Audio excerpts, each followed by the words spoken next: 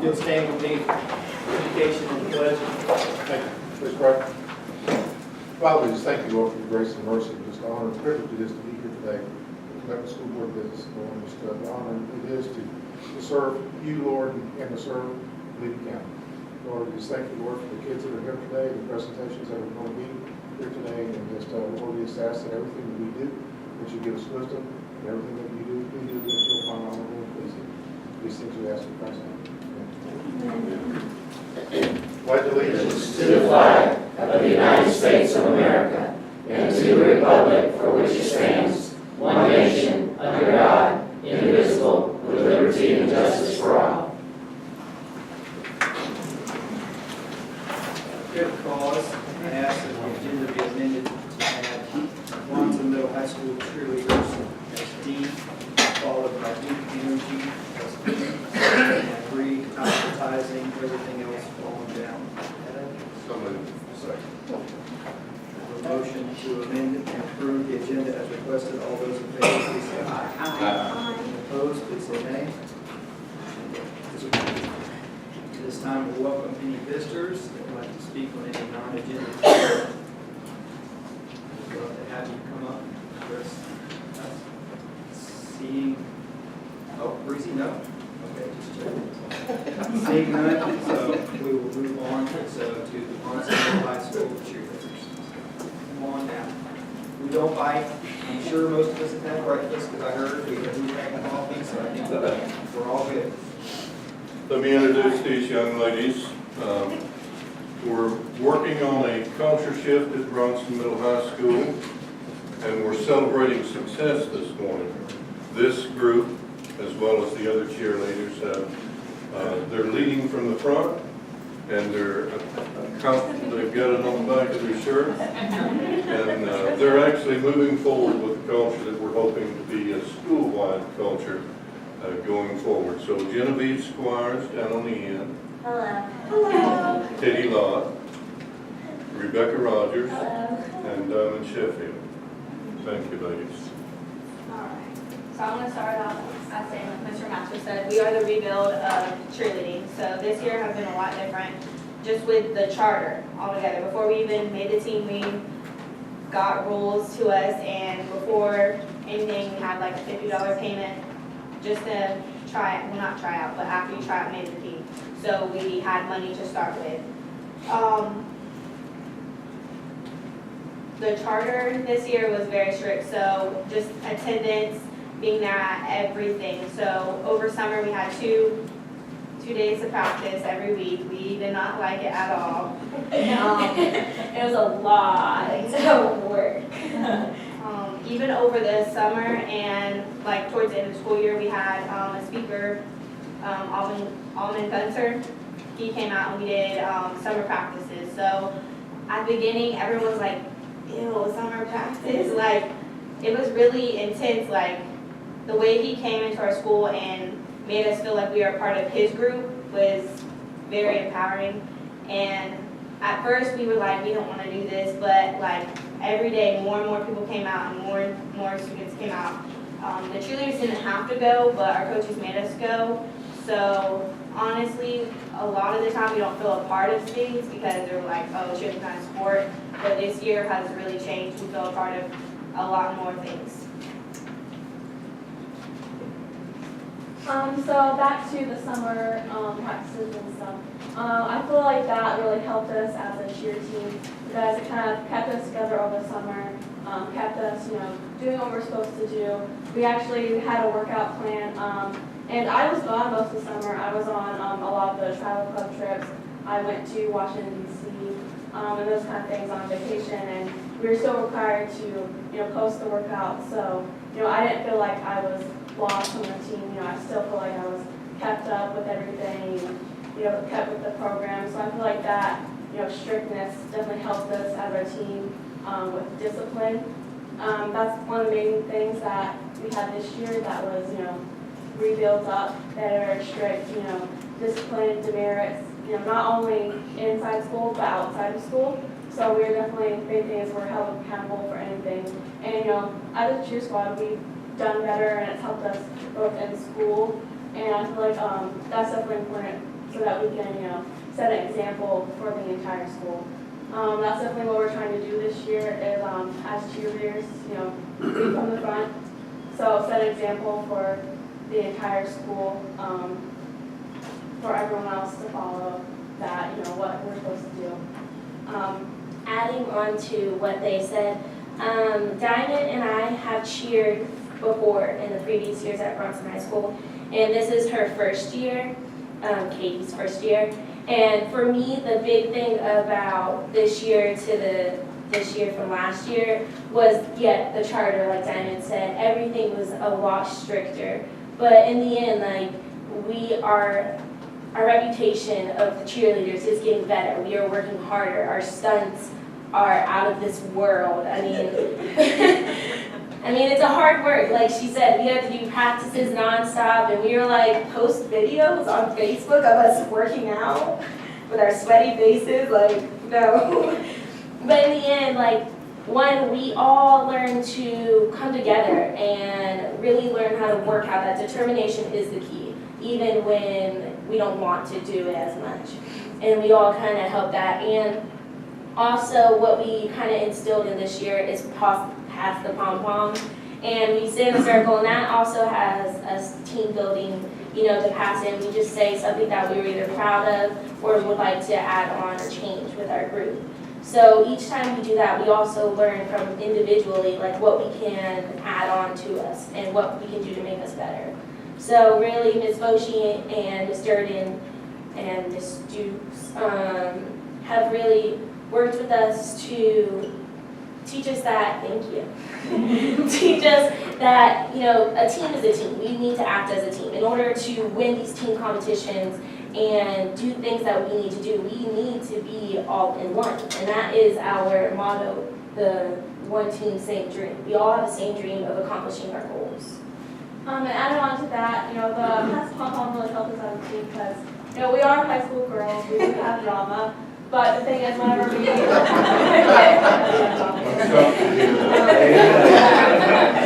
but when we do the pass pom-pom, we deal with everything that's going on, and it helps us, to work as a team. None of those issues that we have, go on when we're working together. It's all done with, and whenever we do our cheers and stunts, we still work together as a team, so I think that definitely helps. And again, this is my first year cheering, but I haven't felt like I was, I didn't feel like I was behind anyone, or I didn't feel lost because, with the program, with the summer workouts, I felt like, all of us work together as a team. No one's better than the other. One of the things is we don't have captains or anything like that. We're just all one team. We don't have a JV, we're all varsity. So we definitely emphasize working together as a team. And going into camp, I'm going to be honest, when we first showed up at camp the first day, we were all really intimidated. There are these squads that were doing these stunts that were out of this world, out. And we were all like, oh my, we've never really experienced that. This is our first year going to camp as cheerleaders. This is our first year as really being established. So when we went in, we were like, ah. And the pass the pom-pom was really helpful because we did have a lot of nervous attitudes. So we all that day were like, oh my gosh, you do this, and it just kind of was not the best thing. But once we sat down and really had that bonding experience, we realized that, we're small town. Small town, small squad, all of that. But we still are more mighty. We have more determination than them. We have been preparing for weeks. We've been doing Dom and Gunter stuff. We've been doing summer practices.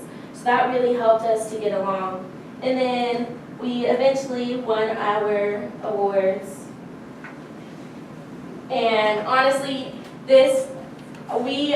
for me especially, I was so proud to get these because We all cried. we were crying, we worked hard. It was a hard 3 days of nonstop practice, nonstop worrying and working. But then when we made it, it was just we were ready. It showed that, oh my gosh, even though we're a small town, even though we're a small squad, we can overcome anything. And that's really what we want to instill now in Bronson and really want to spread out to our other classmates. We did this and we're just a small squad. So there's power in not numbers, but people and their mindsets. I would like to add on that, like, we were the smallest squad, there's 12 of us, compared to like even the, or 11. The JV team had like at least, 15. So it was nerve-wracking, like, I'm not really shy at all, but when I went in there and there's all these people, I was like, oh. I was like, I don't want to do that. I was like, no, let me stay over here. But Miss Boshi, you most of y'all know her, she's outgoing. So she's like, no, go. She pushed me over there. She's like, go. I feel really proud. I've been cheering for 6 years, and this is our first time bringing something back home. It's our first time going away to camp. It's just something that we've never had before, and we're going to hold on to it and keep it. Back to the camp thing. So I'm Genevieve, and I personally know Eddie. You know what I mean? So anyway, so we went to camp, and I had a fun experience, and we won a tradition because tradition award because Eddie was there. And background knowledge on Eddie. Eddie didn't think cheerleading was a sport at all. Eddie tried out for cheerleading, and he didn't make it. But then Eddie became Eddie, and Eddie loves where Eddie is right now. Eddie's grades has improved a lot. Eddie's pride in the school has improved a lot. And when Eddie went to camp, Eddie's a mama's girl. Eddie cried one night and really bad. But Eddie made some new friends. Eddie's Eddie. To conclude that, in the middle of the camp, they had a who can bring their best tradition award. That is this award. And everyone, each squad gave different tradition things of like what you do when you kick a ball, like when the football players are going to kick a ball or stuff like that. Like just things that we kind of bring into it. And when he announced that this tradition award was for the squad that even brought their own mascot, we were like, oh my gosh, like that's us.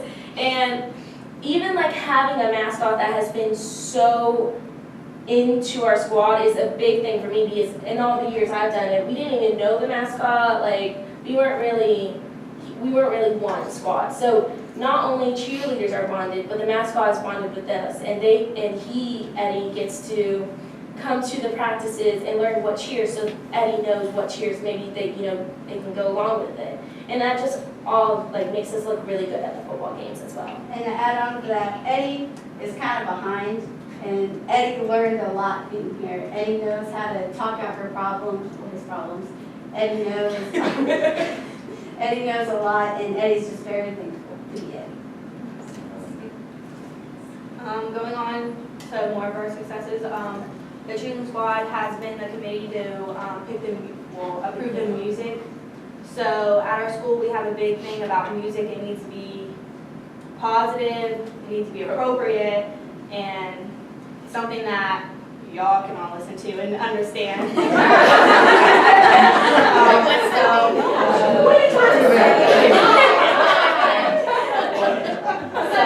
that's another thing that we just started as a cheer team. The only thing that I would like to say as a student government is the speakers are really bad. Like we have to always ask someone to bring in speakers. So Ours is broken. yeah, it's broken. So that was just one thing we would like maybe to get fixed. Just that. Just our music is. But also with the successes, honestly, from going from last year to, there's a lot of fighting, a lot of bad names of us. Like we did not have our stuff together. We were always behind in things. We always messed up. So going into this year, that we practice all together, that we really are super close friends now. Like there are 8 seniors in our squad, and then 3 underclassmen, sorry. And at first, like as a senior, you see like a little 8th grader, and you're like, I don't really want to be around your 8th grader, little kid. But in the end, really, like, it's been a great opportunity showing them, like, this is what we can do as cheerleading. Like, this is what you can bring in your generation. This is what you can add. So Bronson, not just as seniors, but Bronson as 8th graders, Bronson as 9th graders, can all be better, and we all can really unite. So that has been a great experience, putting JV and varsity together. And then from going to getting our awards to getting the honor of making our music. I'm also involved in student government, so I know when we plan different events to get music approved, it's very hard. We always have to bring a whole typed out sheet to Mr. Masters and we go through it, like making sure it's really good, and that's understandable. So having the honor to really pick out a song, like showing that we had the responsibility of that, was really great, made us feel like really empowered. Also, even this year, our first pep rally, we were involved in the pep rally more than anything. We did cheers, we did dances, we even helped with chant wars. Just showing from each step to step and how we just keep progressing into the school has been a really great experience, and I just can't thank it enough. So basically, the reason we want to summarize why we're here is just to show how not only our squad, but our school has changed in the aspect how we're, trying to improve in Bronson. We're trying to improve, our school. Bronson may be small, but we're trying to unite it and make it where people don't have an attitude where, oh, I don't like Bronson, this is a small school. We may be small, but if students make it good, then we can be a good school. And last and final thing, we want to talk about, being in camp. We really liked, the competitive atmosphere. And socially talked to us about a game day competition. And we're just trying to raise money for that right now. So that's another thing that we want to do more. This is our senior year. So like she was saying, we wanted to do more for our last year. And they have a competitive thing where it's not so much as a competitive cheer where you're doing the whole routine stuff, but it's more of the sideline cheer, meaning what we do, football cheerleader sideline cheers. So that's really was oh my gosh, they do that, that would be really cool. And it would be the first time Bronson would do that, the first time Bronson is doing more and more. But like she said, we do have to fundraise because it's approximately $50 a person as well. One thing I would like to say, when I walk into our gym, I see a whole bunch of basketball banners hanging up, and I only see one cheerleader. It's 2001, I believe. And I would like to go to this competition and bring back another banner so we can hang it up at our school. I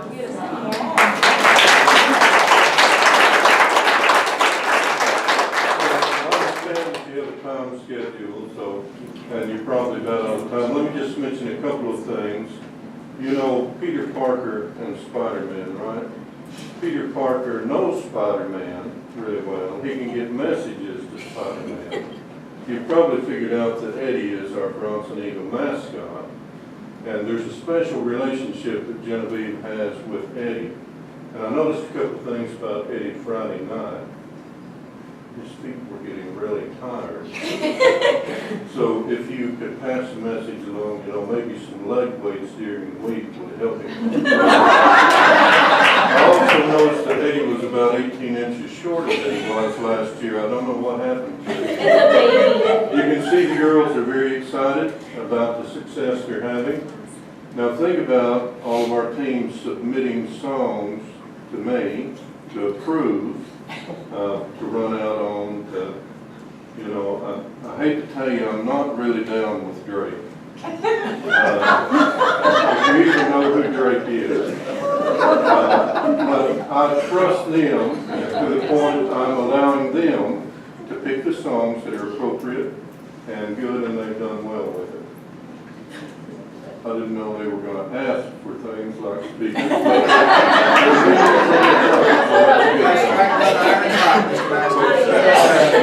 Had you known, you might have primed them for more.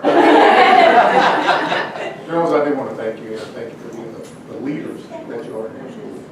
Can we have some picture over there, Mr. Madison? I will gladly stand with these boys. Mr. Madison, come up here, ladies. We also want to thank you guys for listening to us Congratulations. and giving us the time to really be here. Thank you so much. Thank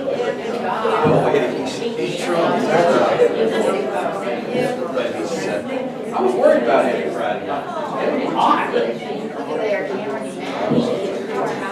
I've had it crossing for That's why you wouldn't have time. Hey, we're proud of the way you're dressed, Cameron.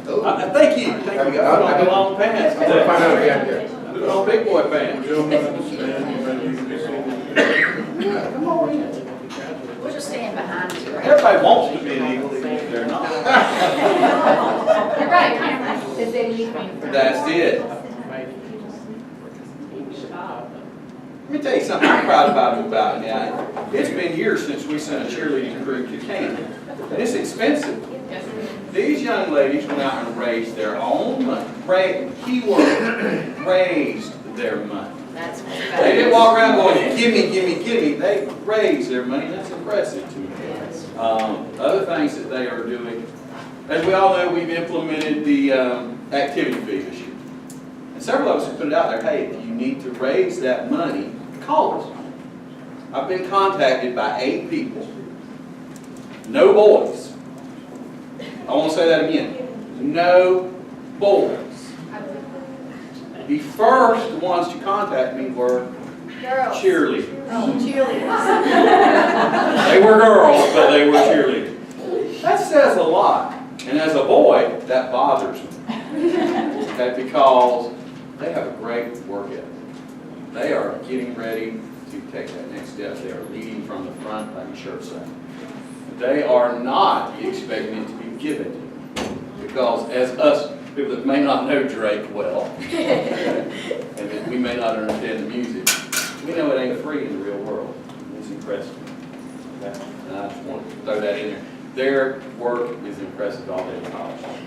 Thank you so I'm proud of them. Another thing that I point out, see these shirts? When the athletes got these shirts, this impressed me. These young ladies, they said, thank you. We really appreciate this. We're going to wear them with pride. Thank you. These young ladies said that. The young men that got the same shirts, you know what they said? All right. There is a problem, but see this man over here, the big man over here? He's fixing it. Bronson's going to be better than ever. Because, shut back the shirt, and point that to them, because they all want you to do just like that. Thank y'all. Thank you, guys. Thank you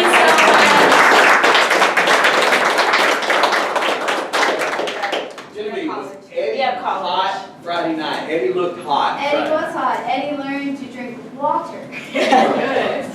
Please tell Eddie That's to remember the Genevieve. water. Thank you, Henry. I was worried about it. We have to go to college. Have a great day too.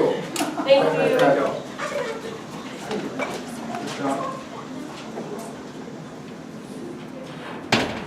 Okay, I'm gonna try to keep that excitement going. With a little excitement of our own. And thank you, members of the board, Mr. Superintendent, for allowing me to be here today. We have something very special to share with you and people who are very special to us. I am very proud to tell you that last school year, the foundation put almost $72,000 in grant money directly into the schools and the classrooms. In addition to that, we are writing checks for almost $43,000 to deserving seniors to go to college. So the foundation was very active last year. And part of the reason we can do that is through our corporate sponsors. They are a big deal to the foundation. And I am very proud to say that we have Dorothy Renew and Denny George here today. Denny is a member of our foundation board. Matter of fact, he is past president. He was president for 4 years. Ever. and like Denny even more because he brought me on to the foundation, and I appreciate that. And Dorothy is here to give us money. So we like her. We like her a lot. Dorothy, could we schedule you to come back? Once a month, we give you an education check once a year. But not only is she here to give us money, but she has also become a great friend to me, to the foundation, and we appreciate her so much. Duke Energy is what we call a Paragon sponsor. A Paragon sponsor is a sponsor who donates $10,000 or more a year to the foundation that goes directly back into the schools. In addition to the grant program, they support our scholarship program, they support our Beast Feast, and they support our gala every year. The grants last year, and again this year, support the middle school science field trips.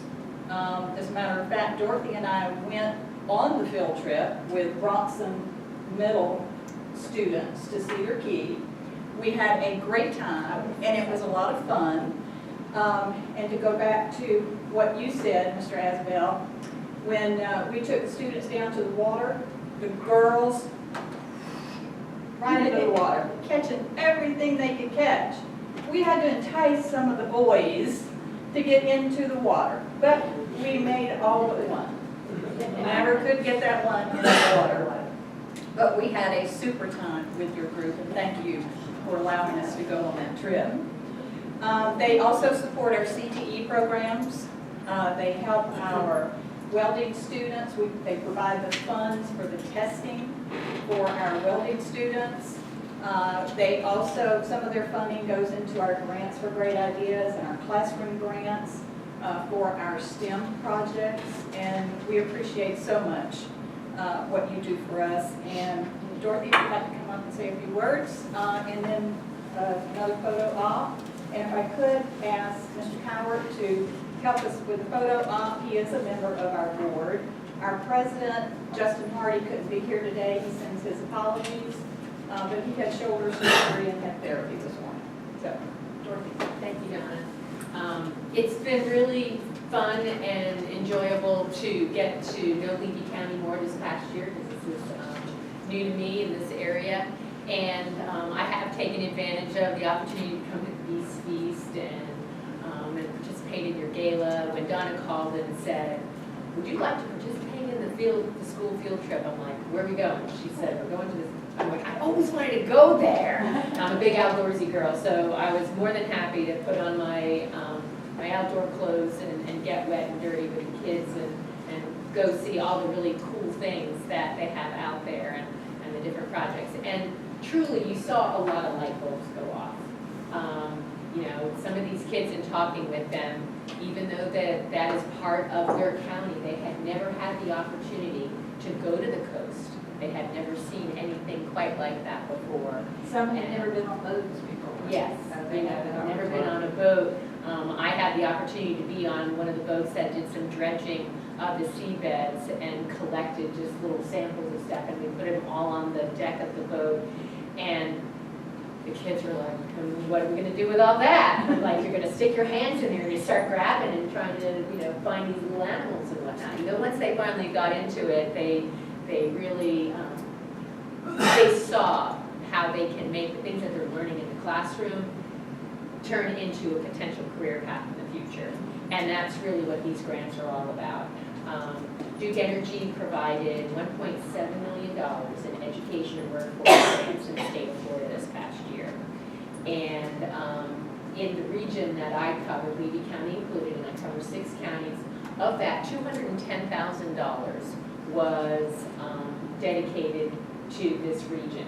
And for Levy County, other groups that benefited, in addition to the Levy Education Foundation, are the College of Central Florida with a $20,000 grant, and then a grant that we gave to the Citrus Levy Marion Workforce Development Board for $20,800. And it's my privilege to be able to support the STEM programs at the schools here in Levy County.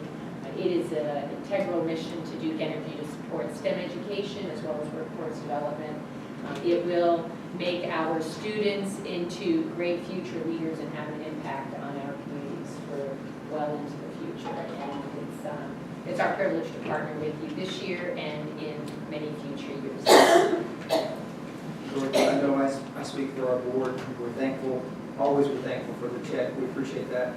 But I'm thankful that Denny's a part of our board and not only gives of his time, but kind of supplements also that money that goes a long way. And we really appreciate you very much and what Duke has done for our schools. Well, thank you much. And, you know, really, I'm a person with a check, but when you actually put the manpower and brain power and everything else toward making a difference, that really is even more valuable in many instances. No, Denny spent many hours going into our classrooms and doing some STEM activities, and I know our kids, so just like the hands-on with the field trips, I think it's very, very beneficial, and we do appreciate that. Well, thank you for acknowledging Debbie's effort, absolutely.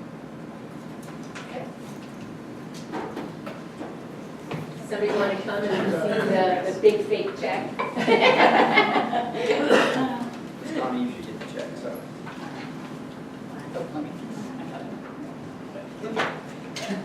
No, here, let's see you big and blue eyes. There we go.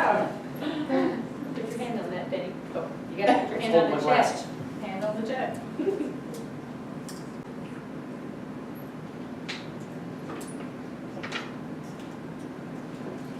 Okay, very good.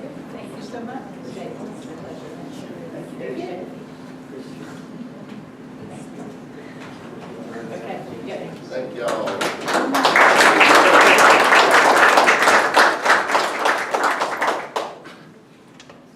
I have to go work on Beast Feast, everybody. So, Yay! yeah, remember the Beast Feast? Moving along, Mr. Lott. Good morning. Basically, as we move forward in planning for the next construction project, which is Chief Middle High School, we need your input and your direction on where we need to go.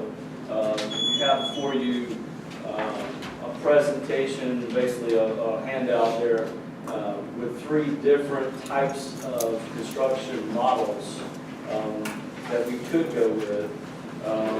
So basically, the first one is construction manager, and you see that you know, in that process, you'll have to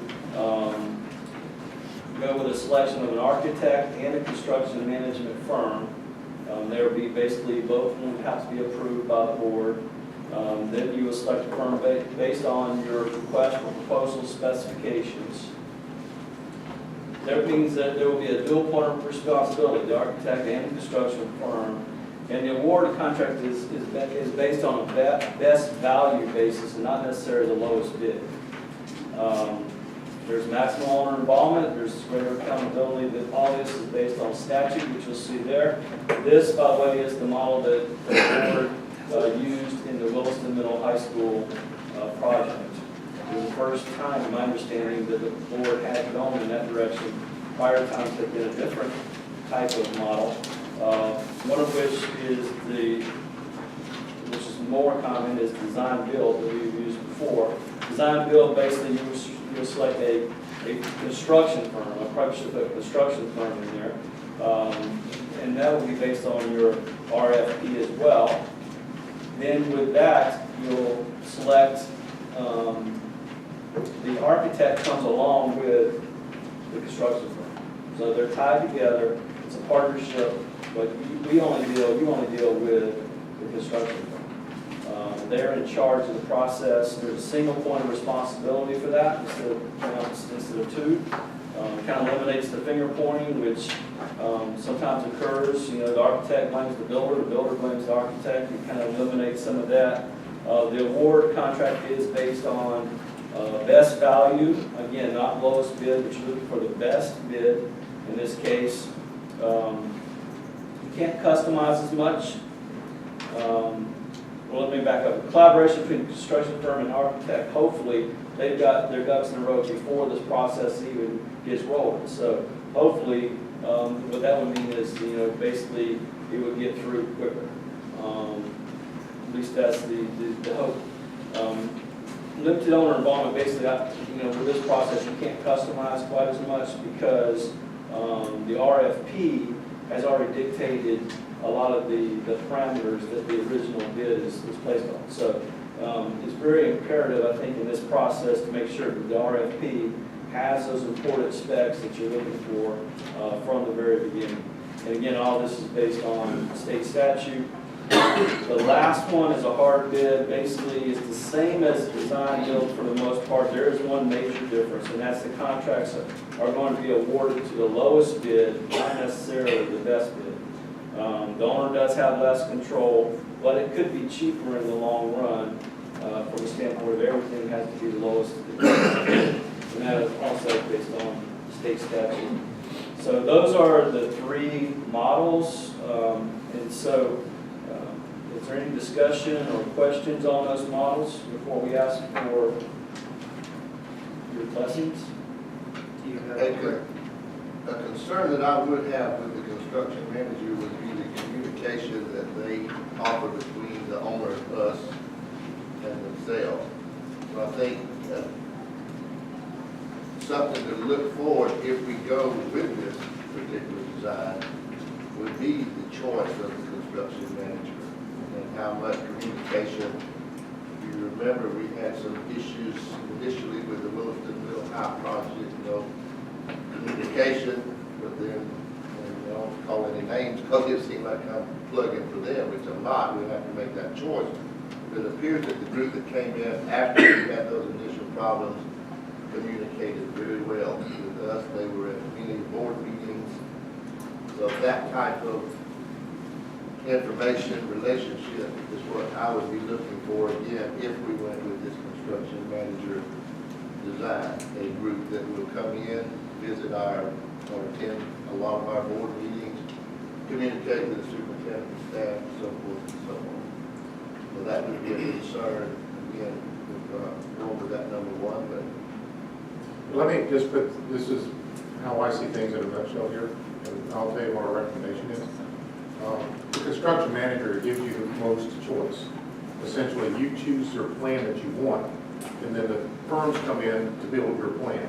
And all the construction, all the builders come in, they're essentially pitching for the same school plan.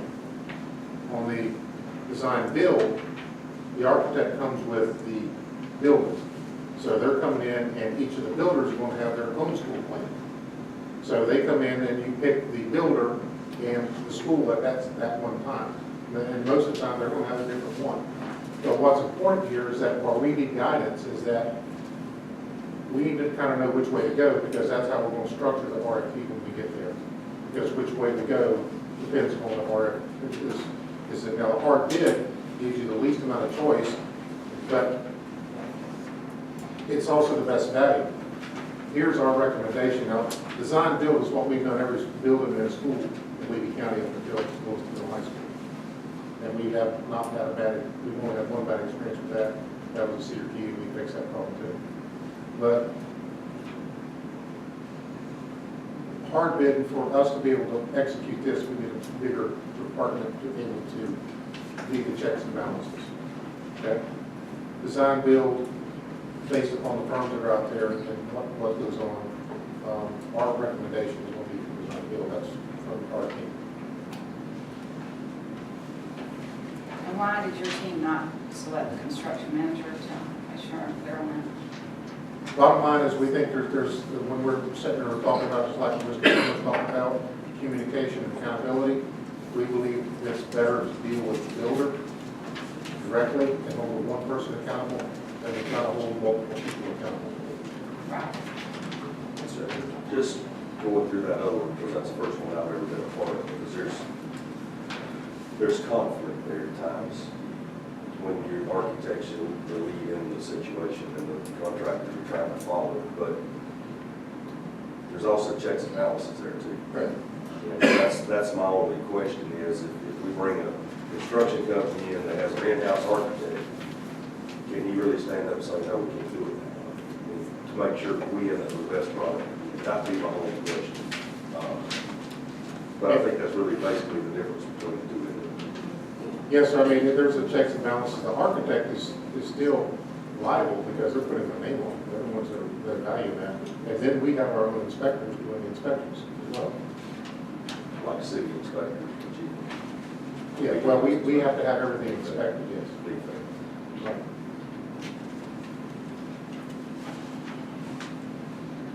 Breezy, would you care to weigh in on this, on how, so the process from this last time with Williston Middle versus before, so in your involvement in that? Yes, sir. My personal opinion and with the experience we had, with Williston High School is, seems like we had an architect trying to tell us this is the way, this is why we needed it a certain way, when we had feelings that we didn't need it that way. And that was chosen way before we had input from a contractor. We had to make those choices of how to design that building and accept that architect's design. Now you have a contractor instead of us as a staff and a board. You have a contractor that has a lot more experience and can see the issues that this design might have. And he can hash that out with the architect way before it gets to the point of being built, before we even come together on the price.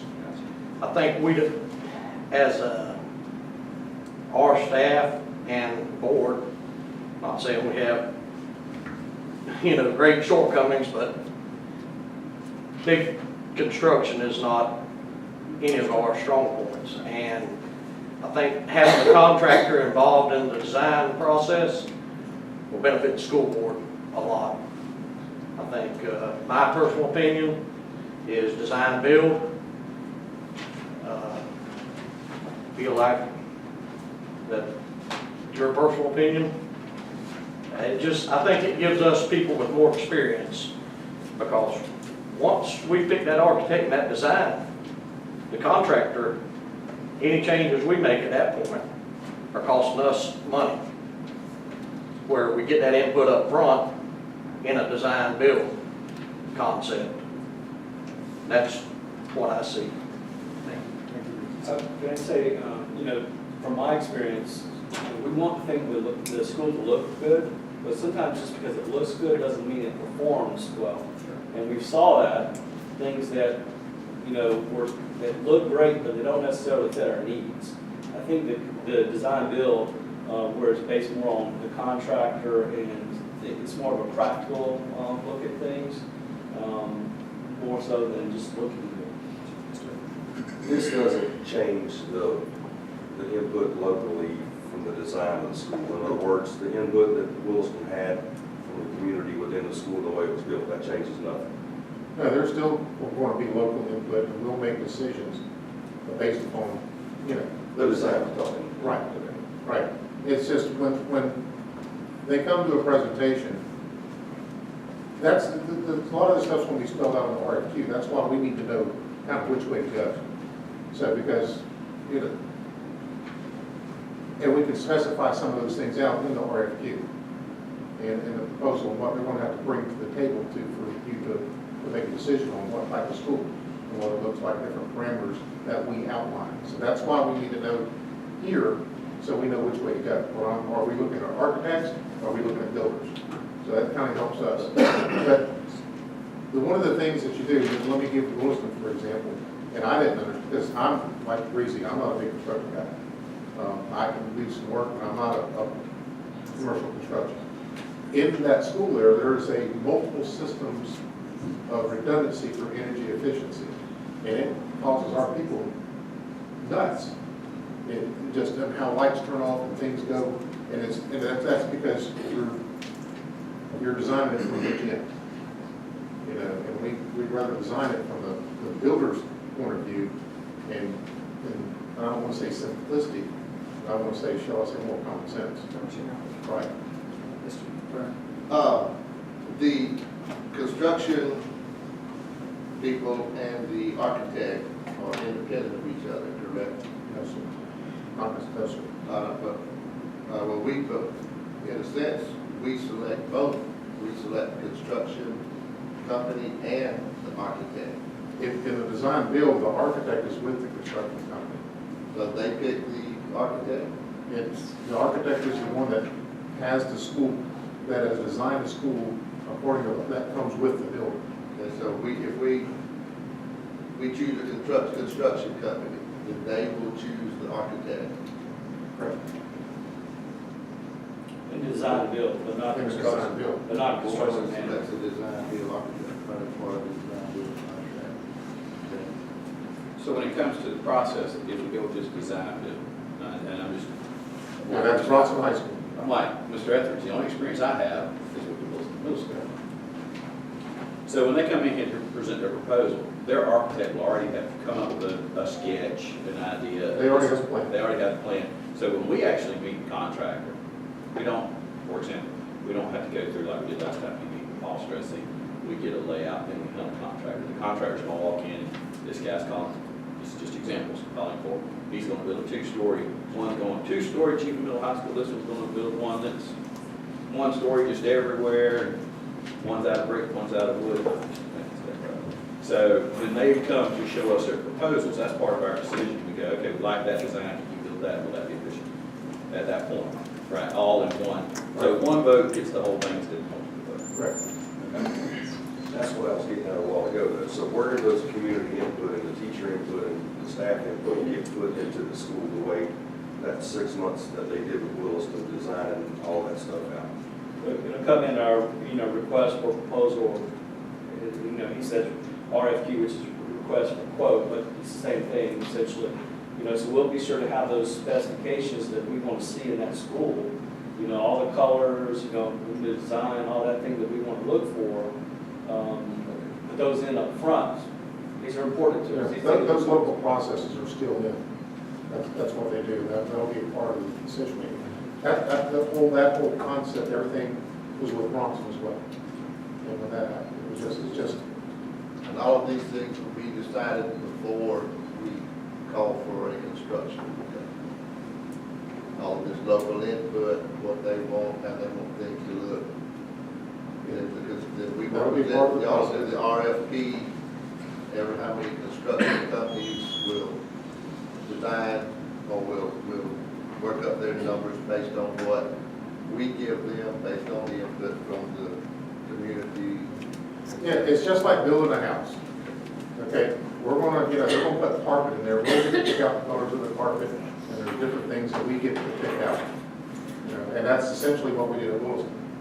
And all because it's gonna have carpet, it's gonna have tile, it's gonna have this thing, and so we get to pick those kind of things, and those are the choices that we have.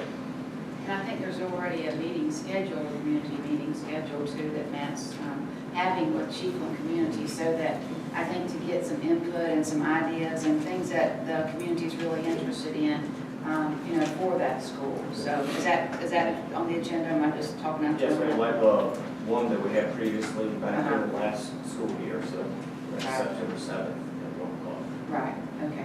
So I think that'll be some good ideas and things to put in there as we go in that direction, if we choose that direction.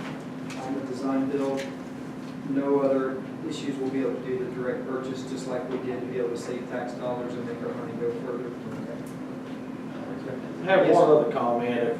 If you will remember, I wasn't here, but I know from later experience, we were basically handed a design of a school that we couldn't realistically build originally because of the hurricane hardened.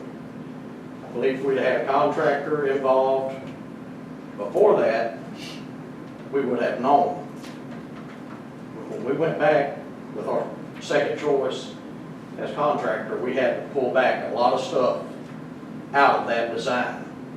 A lot of work, took us a lot more time, and basically put us behind the 8 ball on getting started.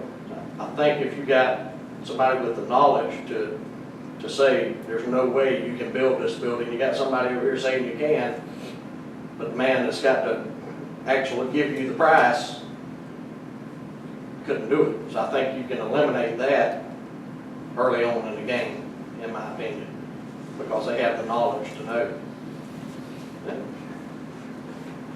In a hypothetical situation, strictly hypothetical, we go with this design build and we are getting ready to build it, and we say, I'm not saying we're saying this, but we're saying that we don't want air conditioning in that gym.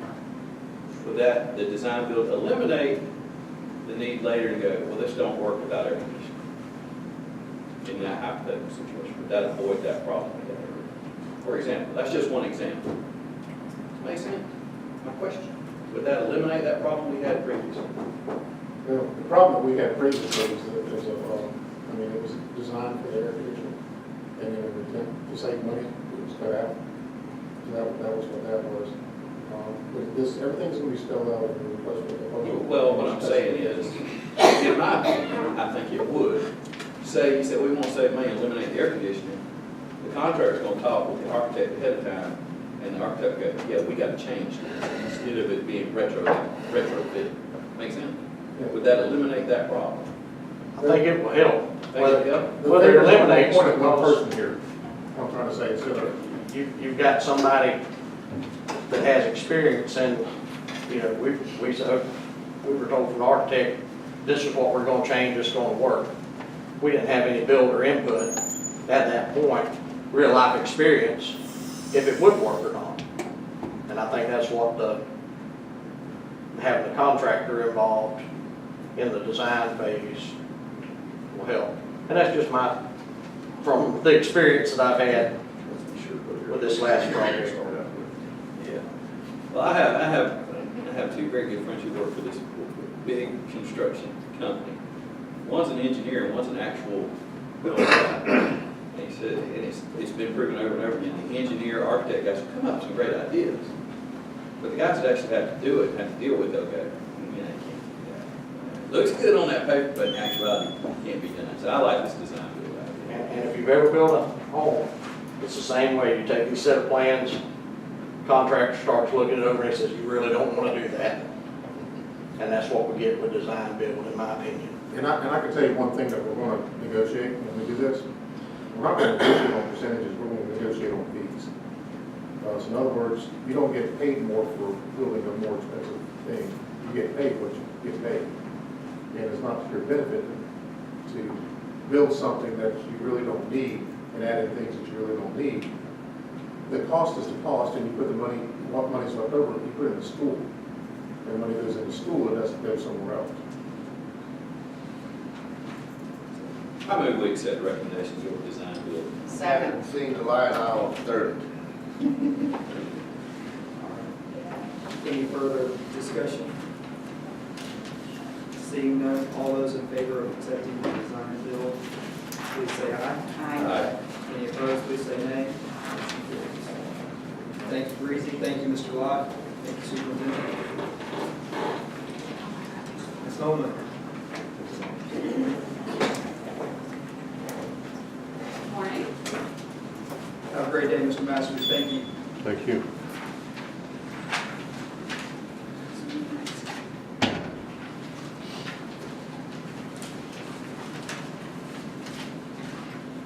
Ever since that Sam, don't expect her to do bachelor. Might be about it, right? It may have been, it may have been. She may have, yeah, I see. I thought I bought a lot of books this time. She's ignoring me. Can you hear me? I said, I thought I bought a lot of books. I bought a lot of milk. A lot of milk. Sam's is my friend. At least 10 a week. Okay. What I have in front of you, or have put in front of you, is our third grade summer school data. I would do it anyway, but we are required to report different components that they require. So if you start at the top, because it can get a little confusing, is that is just our overall third grade data. So in May, when we got our scores back, you can see district and by school, the number of students that have level 1. A level 1 in third grade is what triggers us to say you're coming into summer reading camp. We are required to offer all students with a 1, no matter what, if they have a disability, they might be an ELL student, we still offer them the opportunity to come to summer reading camp. So we did all those invites, 82 kids district-wide. That next row is the number of third grade students that did not meet good calls. If you look on the back, on the top corner, you may or may not be familiar with these.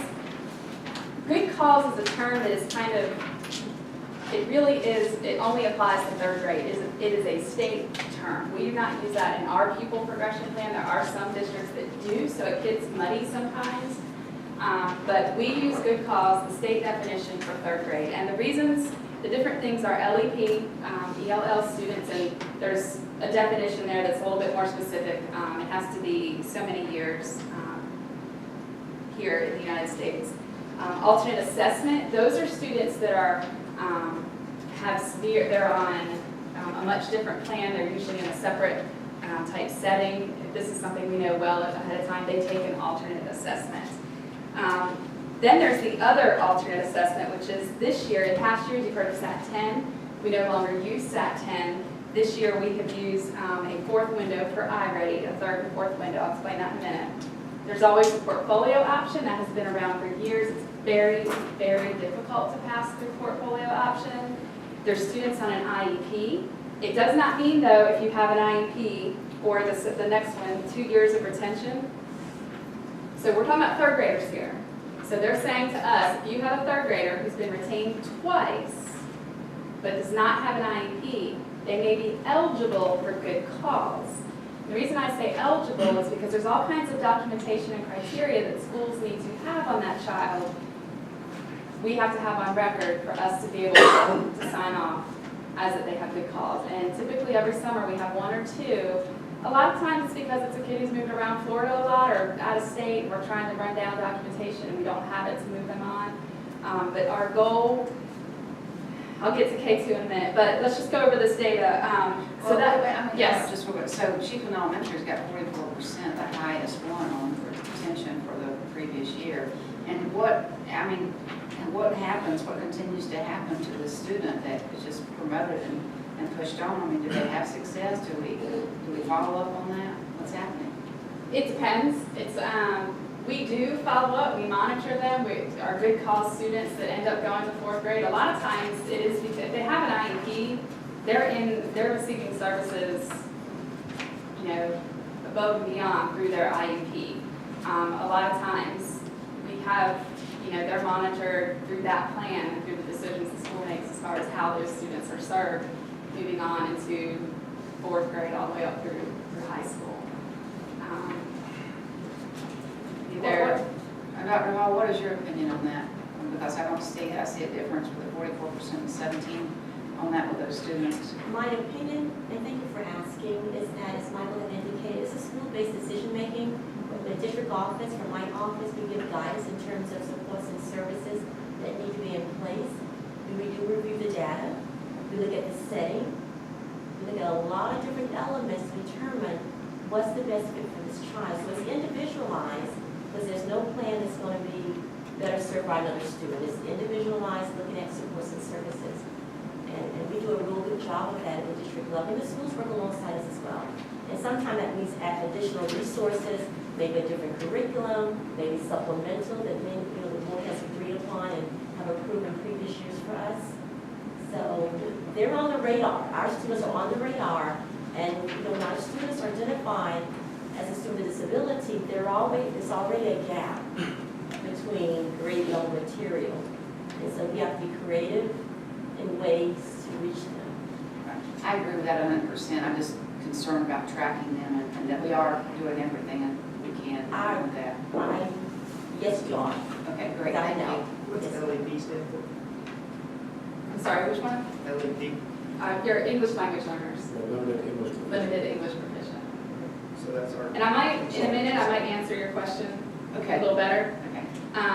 And if you go back to the front, so we have our third grade kind of data overall, and then we look at our reading camp. How successful was the reading camp for the students that attended? Because there are some students who don't attend, so sometimes looking at those numbers at the top don't necessarily tell us that. So I have there the total number that attended at each school, total number of students who passed, which means we do give the iReady assessment again. Basically, third graders are given 3 chances to pass. They take the FSA. We hope that works. If that doesn't, they take iReady in May. It's already scheduled. All students take it. But we have a score that they have to meet. We did have some students meet that in May, so they did not have to attend summer reading camp.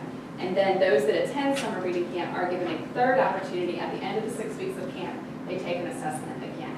and we did have several pass that, and that's what you'll see here. So those are the percentages at the schools, and then I have to break it down for, our disaggregated data, how many of those students are ELLs, how many students are students with disabilities. Ms. Norman, Yes, sir. one of the things that, okay, they're level one, but within a level one, there's 3 levels. So in other words, if you have somebody coming in that's a low level one, odds are they're not going to be as successful as somebody coming in as high level one. In third grade reading camp. I know we talked about that. So sometimes third grade reading camp will get them up in their level one so that the next year we can get them out. But, So if I'm reading this, we had 82 students who didn't pass the FSA. Correct. They didn't have the level one. Correct. Okay, we had 42 of the 82 that came to the summer reading. Yes, sir. And a lot of those didn't because they met a good cause criteria,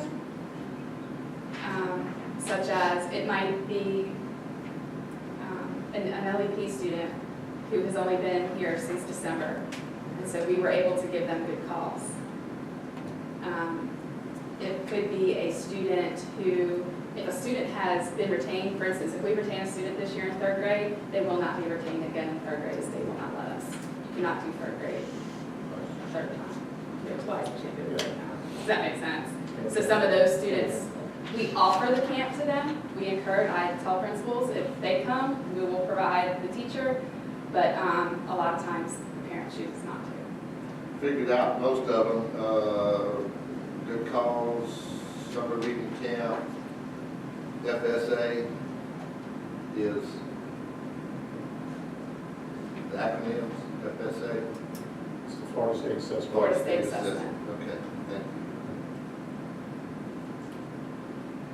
you. Questions about the data on the front? So, kind of going back to Paige's question, what this brings us to, and Carol would have been here with me, she's out of town right now, but she works on the reading grant. Summer reading camp, a lot of that comes through that venue, the Just Read Florida office. They are heavily focused. We were monitored this year in summer reading camp, and the site they visited was Chiefland Elementary School. So in advance, she told us she was coming and all those types of things. She gave us a document of what she was going to be looking for when she was there. She interviewed, she got to go to the classroom, and then after she did a classroom visit, she met with myself. Candy was there, Miss Red was there, and we just had a chat. And surprisingly to me, because I thought this is third grade reading camp, a large part of our discussion was around what are you doing in K2, which does make sense, but it just surprised me that that's just where she went. So this is kind of what the document looks like. We had a lot of areas that we went over. She probably spent, it seemed like forever that she was talking with us, but 3 to 4 hours. And then she provided us with feedback. Again, that she only saw one site. So we have best practices that she noted, and we have next steps that she noted. These have all been shared with all reading coaches and principals. Again, Ms. Red was heavily involved and included her in all our communication this summer as far as that goes. But there is a lot of the questions were about what are you doing in kindergarten? What are you doing about the Flickers assessment that is given right now? They're probably, actually, I don't know if they're set up. They're getting ready to take the Flickers assessment. How are you communicating to parents about the students' achievement on the Flickers? Yes, sir. I don't know the exact definition, but it's a readiness test that actually assesses what they do in pre-K. That's good. Yeah. State mandated. It's state mandated, we have no choice. Remember the term DIBELS? Kind of the same thing. So teachers are required to give that. They have to do it on the iPad. We've trained all teachers a couple weeks ago. Our kindergarten teachers are amazing. They're taking it. They are very, they don't necessarily like it, but they're going forward and doing what they know they have to do, but we're supporting them. But they're coming very heavy on us on K2, which I don't necessarily have a problem with. The reason we have so many third graders, we need to get better processes in place in K2 to ensure that we don't have this many third graders with a level 1 at that point. It is concerning when you have even a handful of kids that have been retained 2 or 3 years before they've hit third grade and they're still getting a 1. we know we have to work on that. And so I'm not necessarily bothered by the fact that they're kind of targeting, they're all of us, not just Levy County, it's a statewide thing. But, anything we can do to improve that, I'm for. It just confirms some of the decisions that you've made as a board and the emphasis that we as an instructional team have been on K2. And like this, what we did with the VPK, this emphasis on program is not right. Other questions I can answer? I have one more. Yes, sir. I'm going through the numbers. So off the 82, and then whenever I turn over and I total up here, that number hits 60. So here we have 24, and that's 22. So did those other two students leave us? On the back? So, okay, so when you add up 31, 9, 5, 12, and 3, Yes, sir. that gives you a total of 60. My math is correct, 31, 9, 40, 5, 45, 48, and 12, and 60. And we've got here that we had 24 that were retained. So 60 minus 82. So did those other two kids, did they leave us? Do we know? I have to look at the Okay. And it could be because the numbers were a little, it kept honestly messing me up because we had two kids that were not, that attended at Bronson Elementary School because we had one from Cedar Key and another one, an OLA student, so that could be where I left them out of one place and not the other. But we have schools that don't have numbers, like Beebe Learning or Cedar Key, and they have one or two, and that student that received a level 1 was a student who moved in. They didn't even take the test here in Levy County, they took it in Alachua County, but the student moved here in, I think, May. And so we offered, and they came to Bronson. The speech was really good about that. And Chiefland in the past has taken Whispering Winds students, but they didn't send any of theirs this year. Bronson had a good rate. My next question is looking at your, with the summer reading, why did Bronson Elementary, then Williston L, and Yankeetown do so well compared to Chiefland L? Do we have any kind of thoughts on that? I do. I think Chiefland L had a harder time getting teachers to participate, and we're working on that. Okay. The teacher at Bronson has done summer camp in past years Okay. and has success. So maybe we could have that person go over and offer some peer-to-peer help? Could. It helps also, she taught the full 6 weeks. We often don't have teachers, and even in Williston, the teachers were not able to do the full 6 weeks, so we have a teacher that does 3 weeks and a teacher that does 3 weeks. Honestly, all the schools have a hard time getting anybody to do anything in the summer. It's hard. It's a 6-week camp, and sometimes they have to do the best they can. But I do believe that consistency of her teaching the full 6 weeks was helpful. I think that makes a difference. I'd love to hear any recommendations from you on what we can do as a board to help improve that. So, and with that, we'll take a 5-minute break. We're back in session, so Dr. Hall, Yes, sir. I've been instructed to tell you that we allow you 3 minutes, but I'm just teasing you, so Yes, I know that came from, so because you're the chair, you're in charge. I'm going to give you at least 15 minutes. Dr. Hall, we know because we have candy that you. That's right. So we're so happy. Did you read my little note? I did, I love it, thank Okay, you. for the It's rest always of very our nice. friends, they have a little tag that says, wait for the drum roll, do not indulge until such time. So don't indulge yet. Okay, let me pull it up. Gotta get on a positive note, although the previous presentations have all been very positive. Dr. Hall, I am feeling a little self-conscious. I never see some purple in your work. You wear an awful lot of red, and so maybe we could work on some purple. I do have purple, and Orange I and do blue. wear the Cedar Key. Orange and blue. I have that too. Not all of it, dressed just fine. I have some friends in the audience. Okay, so what you have before you is, and you have a copy of the PowerPoint, and you'd be happy to know there's only 15 slides. I'm not going to read them all, but I'm going to have on a few of them. So in your folder, you have a copy of the PowerPoint on the left side pocket, and on the right side pocket, you have some documents that I'll be referring to. The first one that we're going to look at, if you pull that out, is the 2017 LEA profile. Now, the LEA stands for the Local Educational Agency. And Mr. Edison, as superintendent, is the LEA for the district. And then it filters down at the school level, where you have your principals, who's the LEA, of course, as director of ESC and student services. I serve in that capacity as well. The second slide, get ahead of myself. The LEA is a tool, and DOE is very clear. In fact, Office of Special Education Programs is very clear that we have to monitor and use the data to guide the work that we do. And the goal, the expectation is that we're improving the educational results for all students, and that does include students with disabilities under IDEA. As I said, the LEA profile is a tool. Every district, every state receives what is called an LEA profile. This comes down from the top, being the Office of Special Education Programs. And each year they look at our data and they give us this beautiful printout showing how we're doing, are we doing well in those areas of improvement. And this falls under the state performance plan as well. There are 14 indicators that are monitored every year. And it varies just depending on our data. So the indicators are, we look at graduation rate, dropout rate, how many of our students are participating in the Florida state assessment, our discipline rate.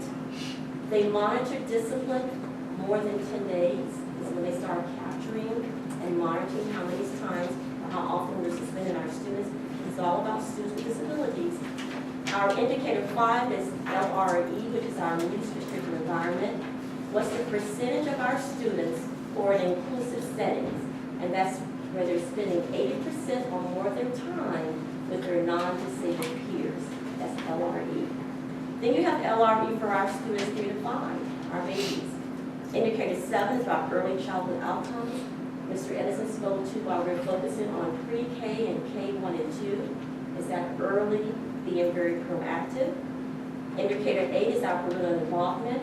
And how the state captures our parental involvement is through a teacher parent survey. Parent survey is conducted every year. It's electronically.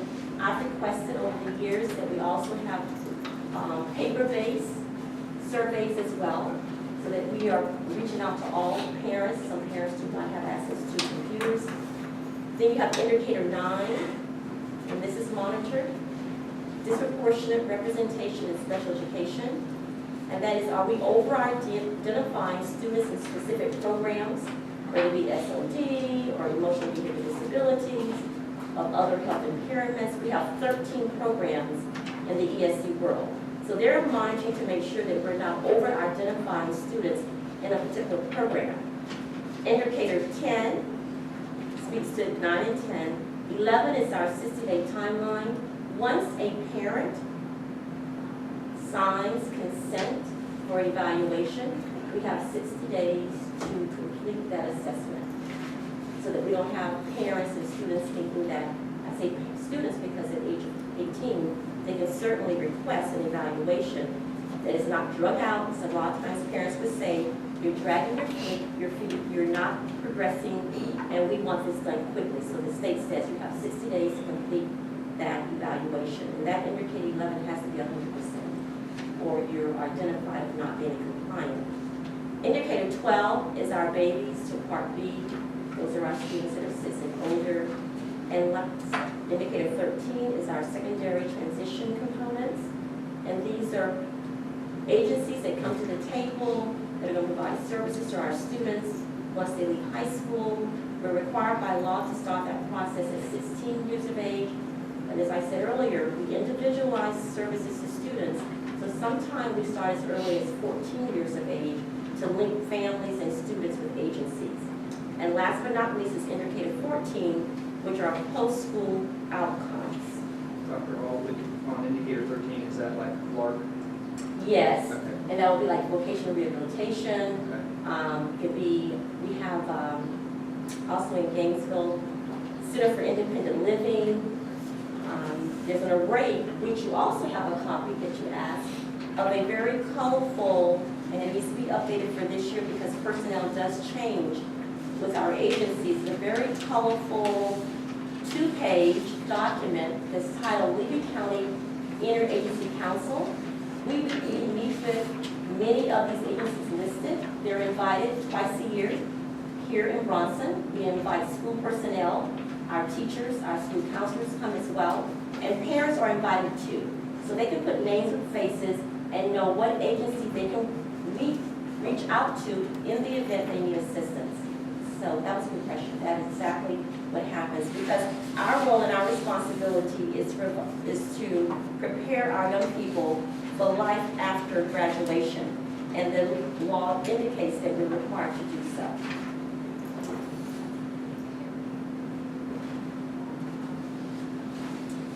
When we go through this Florida LEA profile very quickly, there is a calculation guide, and it talks and speaks to how the data is calculated.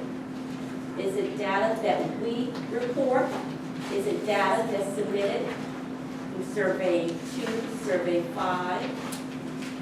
So it goes line by line, this calculation. If you want to exactly see how this is calculated, when I review this with you, if you go to the Department of Education website, you will see that document.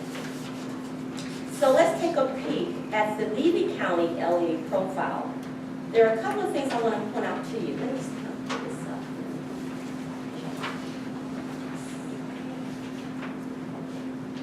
Okay.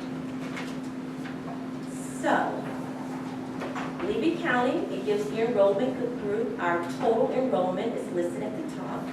And this is at the time that the data was captured. And then it shares with you at the very top the percentage of that total enrollment group are students with disabilities. And as you see, 18% of our total student population are students with disabilities. If you recall, several years ago, we were the second in the state in terms of the percentage of our students. We were at 22%. Dixie County was leading the way. They still have the most number, percentage-wise, of students that have been identified of needing special design instruction. I would attribute that 18%, that decline, is that one or two things, or maybe both. We are better identifying students who really need this intensive services, and or we're doing a better job teaching the core in our schools. Because the goal is not to identify students inappropriately. We want to make sure that we're identifying those babies, those young people who truly need something different in addition to what they're receiving on the campus. So we're at 18% this time. The state percentage is about 12%, so we're higher than the state. But I've said this before, our fiddlers housed in Marion County, they do a beautiful job finding our babies, wherever they may be. In the back 40, down two Boot Road, what's that road? That road. They find them. That's right. That's right. They find them, and the law says we have to. Some districts, not so much. So, what you're going to see throughout this document, I'm going to fast forward, and I'm going to pull this.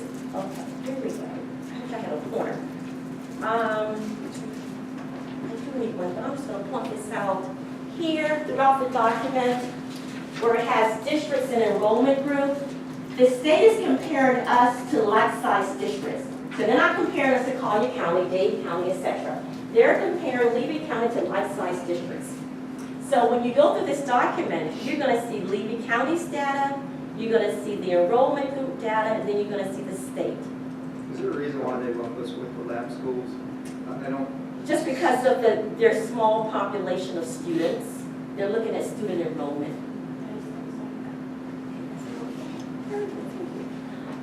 That's why, because their enrollment is just so low in terms of enrollment. So with federal uniform graduation rate, all of us are aware, and a reminder to all of us, that our students with disabilities can remain in school through their 22nd birthday. The law says that. Some states, they can stay to their 23, 24. There's one state that can stay until they're 26 years old. But it varies from state to state. But in the state of Florida, they can receive services through their 22nd birthday. The federal uniform graduation rate is used to determine our school grades. So our students with disabilities, that's how they capture this. Once they enter 9th grade with that cohort, they have to graduate within 4 years under the federal uniform graduation rate. although they have as long as they need between 2. So when you see the data across, you see Levy County, you see the enrollment group, I spoke to that early on, they're comparing us to life-size districts. Our rate, 67%, so we're higher than the enrollment group, which is good, and we're even slightly higher than the state. And for me, I'm looking at, are we meeting the state? And in fact, I want to beat the state in terms of their target. So fast forward, when you look at standard diploma, which is not captured when grades are determined for our schools, this is what Department of Ed is really focusing on. Irregardless if it took Sally 7 or 8 years to graduate, look at our percentage of our students who are graduating with a standard diploma. Because for me, it doesn't matter if it took 4 years. We want that young person to graduate. So 87%, look at the enrollment group and look at the state. I think we're going to do the happy dance here. We want 100% now, don't get me wrong. We're striving for 100% of our students graduating. But 87% is pretty impressive when you compare us to the enrollment group and the state. Federal dropout rate, Levy County, 5% of our students are dropping out, or at that time, this is 15-16 data. Some of the data is lagging, some is current. The enrollment group is 13% and the state is at 17%. Again, we're doing better than others, but if we lose one student, that's one too many. Post-school outcome, it looks at our students that are graduating and moving on to higher education. It looks at students that are graduating and are employed, fast forward, continuing their education. Not bad. Not bad. Not perfect, but not bad. I spoke early on about the LRE, the least restrictive environment. This is where we captured that data. These are students that are spending 80% or more of their time with their non-disabled peers. We're also leading the way. We beat our enrollment group and the state average, which is 74% of our students statewide. Resource room are students that are spending less than 80% in a resource room. They just come for a specific need. And then separate class are those students that may be in residential, they may be hospital homebound, they all, other separate environments. Separate class are students that are spending about 40% in a different class with their disabled peers. Fast forward to early childhood, you see the data there, and this is impressive. Levy County is really leading the way when it comes to services to our 3 to 5 years of age students. 93% of our students are receiving services in inclusive settings with non-disabled peers. We have neighboring districts that still exercise separate classes for students. Levy County is leading the way. I'm going to fast forward. I spoke to Part C and B. We're always at 100%. We're required by IDA to have a IEP for our students by the age of 3. Not 3 years old in a day, but by the time they're 3 years old, if they've been identified as a student with a disability, we're required to have an IEP. And look, 100% compliance. That's impressive. So is it easier to get an IEP done for a 3-year-old than it is our students that are in school? Not at all. No? No, the assessment is the assessment and the results are the results. Not at all. We certainly want to intervene earlier. That's why I said we do it, we being fiddlers, they do a great job identifying our students because we don't want to wait till they're 3 and 4 and then determine if they do have a disability. And maybe if we had identified them earlier, we could have intervened earlier. And that's why that gap that I spoke to early on continues to widen if we don't identify them early enough to put supports and services in place for them. You know, you just hear, comments, throughout the school how long the process takes, but what I will say very quickly about the process, we've all heard about multi-system of supports. We talked about that in the last board meeting, or RTI. If a parent suspects or an educator suspects that a child has a disability, they just don't know, they feel something is different, we have 2 options. either we immediately provide and have an evaluation conducted, while at the same time we're collecting data on the great things that we're doing for that student at school, or we don't oblige. We tell the parent we don't have the data to support that this child has a disability, and at that point we have to issue a notice of refusal and say no, basically. But we've never told the parent no. We go through the evaluation, we go through the assessment, we sit down, we discuss the school's data, coupled with the psychologist's data, and make a determination based on Florida's rule. Because the rules are very different in every state. And sometimes we have parents that come to our state and they expect the same process. It's not always the same. We have that this week. Yes, we did. So the point is that we want to fast forward, expedite. We want to provide service to kids as quickly as we can, but we have to go through the process. Discipline, transition IEPs, 100%. As I express in my mind, I want to make sure that all of us understand that this is not Dr. Hall, this is not her department. It's in working in collaboration with the schools. Our teachers, our principals, all of us are doing this together. And we have to dot our I's and cross our T's, but the state is very clear that we want results. Not just compliance, because compliance is compliance, but we want results. We want kids being successful, we want to see kids moving and improving their academic and or behavioral areas of concern. The discipline risk ratio, remember I said early on that the state captures when we've suspended a student for more than 10 days. That's when they start monitoring us very closely. So 2% of our students with disabilities, this is 15-16 school year, were suspended for more than 10 days. And then you see the rest, the non-disabled, it breaks it down, discipline risk ratio, we're right there with the state, 1.7. Then it breaks it on down to discipline. Mr. Edison spoke to very briefly in a previous board meeting about disproportionate academics. The state is monitoring discipline as well. So at this time, the 15-16 school years, you see, based on the data, it's our data, it's uploaded to the state. 4 times more likely, almost 5 times more likely to suspend a student of color as compared to other ethnicities. And we're working on that. We've done some great work in Levy County.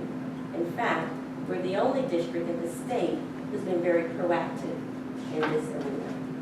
Because the state will come in and dictate that you have to do something now, do something different. Whereas we've been very proactive in the last 2.5 years, and we're working very closely with the Department of Education and their discretionary project and our schools. We started with our high schools, a lot of good work, another presentation I'll show later on. We're not there yet, but at least we're having some open dialogue. And we're providing support to schools. And we're nurturing our students to conform. So it is what it is. And so we're going to fast forward on the sister day evaluation. This goes back to Ms. Ricketts, what you were speaking of about parents thinking that we're being too slow or why isn't the process. We're doing really good. We're doing excellent, 100%. In fact, many times our evaluations are completed prior to 60 days. Remember, we contract with our psychologists, so they're not in our district every day. So that sometimes can be a challenge, but even with that, we're doing quite well. We move it. We don't take it very seriously. And we need to make sure that we're providing the right support to kids. Then it breaks it down by ethnicity. Fast forward. The state, what you see here is there are 13 programs in ESC that I have to monitor with help, a little help. I have Marcy Young, who's our staffing coordinator and ESC coordinator. Well, we have 13 programs that we have to monitor, and it's ongoing. So what the state does is they compare each district to the state to see what is the percentage of students by ethnicity who falls under that particular program. Based on the data, we're not over-identifying students in any ethnicity.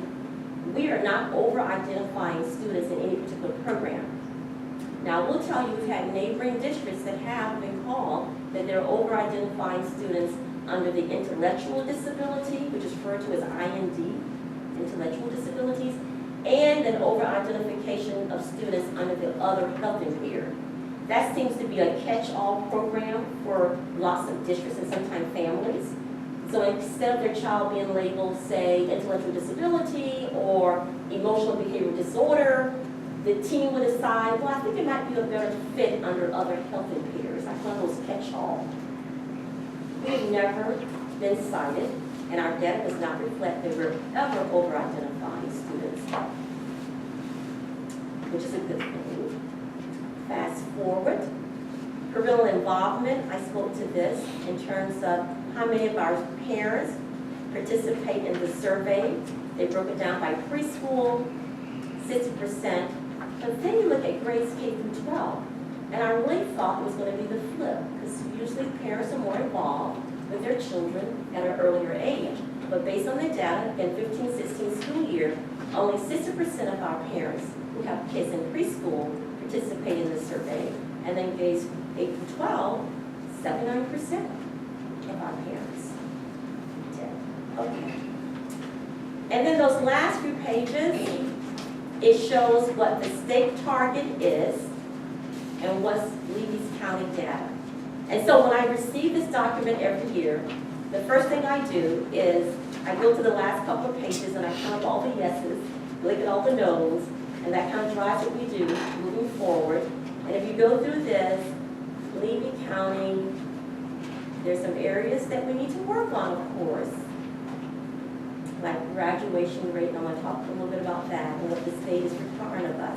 But if you go through that, it's pretty self-explanatory, the Elliott data, and then if you make the target or not. One area I will tell you that this is a struggle for every district. I'm very close friends with our neighboring district, Gilchrist County, so Lisa Rowland and I talk all the time. When you look at indicator 3, participation and performance of children with disabilities on statewide assessment, you see the target. 51% of your students with disabilities in grades 3 through 10 would demonstrate proficiency in reading as well as math. That's an area that we continue to struggle with, and so many times our students, as I said before, they come with huge gaps. So yeah, we're doing pretty good, kids taking the test. Well, what does the performance look like? So we're monitoring that. And I would say this is true for all kids, not just students with disabilities. For many of our students in Levy County and other districts as well. Any questions about the LEA profile? The other area of focus is our babies, their performance. So there's a little work to be done there to prepare our babies when they get to kindergarten, first and second. They're ready to learn. Any questions? Any comments? Okay. So this is a state target moving forward. Every year, the state will speak to this. We'll speak to what is it that we have to do moving forward. But I do want to capitalize here and just share overall what Levy County is doing very well. Either we met or exceeded the state targets. As you saw, the federal graduation rate, the least restrictive environment, also known as the regular class placement, pre-K inclusive settings, post-school outcomes in the area of higher education and competitively employed. Our federal dropout rate was significantly less, as you have that documented, than the enrollment group and the state percentage rate. So those are the highlights for Levy County. I'm very proud to share that with you. Under IDA, so the state receives our data. They have to report it to someone. They report it to USDOE. So they include the child count. They include the educational environments. Is it a separate class? Is it an inclusive setting? Do we have students in residential? They also report, are there any students that are leaving the special ed program? And I will tell you, this is not unusual. it appears to be, not always, but it appears to be that once a student has been identified as having a disability, they tend to stay with us for the duration. Every now and then we'll have a staffing whereby the data supports that a student no longer needs specially designed instruction, which is ESE, but they still need support. And sometimes that support may default to a Section 504 plan. If they only need accommodations, they do not qualify for an IEP. Because IEP is about special designed instruction for students. And so what comes into play many times at the high school level, and that's usually when this is happening, is that, and I understand parents are very concerned that if they don't have a plan, then what's going to happen when they leave and go to post-secondary education? Well, the level of playing field is the IEP of the 504 plan doesn't follow them to post-secondary. They have to self-disclose, self-identify, go through the universities and colleges assessment to receive such support. But that's a concern. So, but it's not unusual that once our students are identified, they continue to need some level of support. But this has to be reported to USDOE. And then USDOE reports it to Congress. So there's a chain of events that happen. Now we're getting to the happy dance, even more so. So as a result of everything that I just shared with you, the state is required, every state is required to determine for every district in their state whether or not they've met requirement, need assistance, needs intervention, or needs substantial intervention. In your folder, I have given you, because some of you are very interested in what other districts are doing across the state. So I have provided you lots of information on every state in Florida. If you're in red, red is not good. Even though I'm wearing red today, I should have chosen another color. But if you see red throughout this document, these are districts that, one, have been required to set aside 15% of their IGA funds for a specific area of weakness, if you will. For example, many of our districts had to set aside 15% for discipline. And that's what the state tells you how you're going to use that money. And all of us know that we have a lot of mandates that are unfunded. So we never want to be in the red. And we have never been in the red, as this document will show you. So you go throughout every district, there are points that are calculated. It's good, rich information. I just want you to have that. So now, give me just 1 second. Drum roll, please. I'm loving it. All right.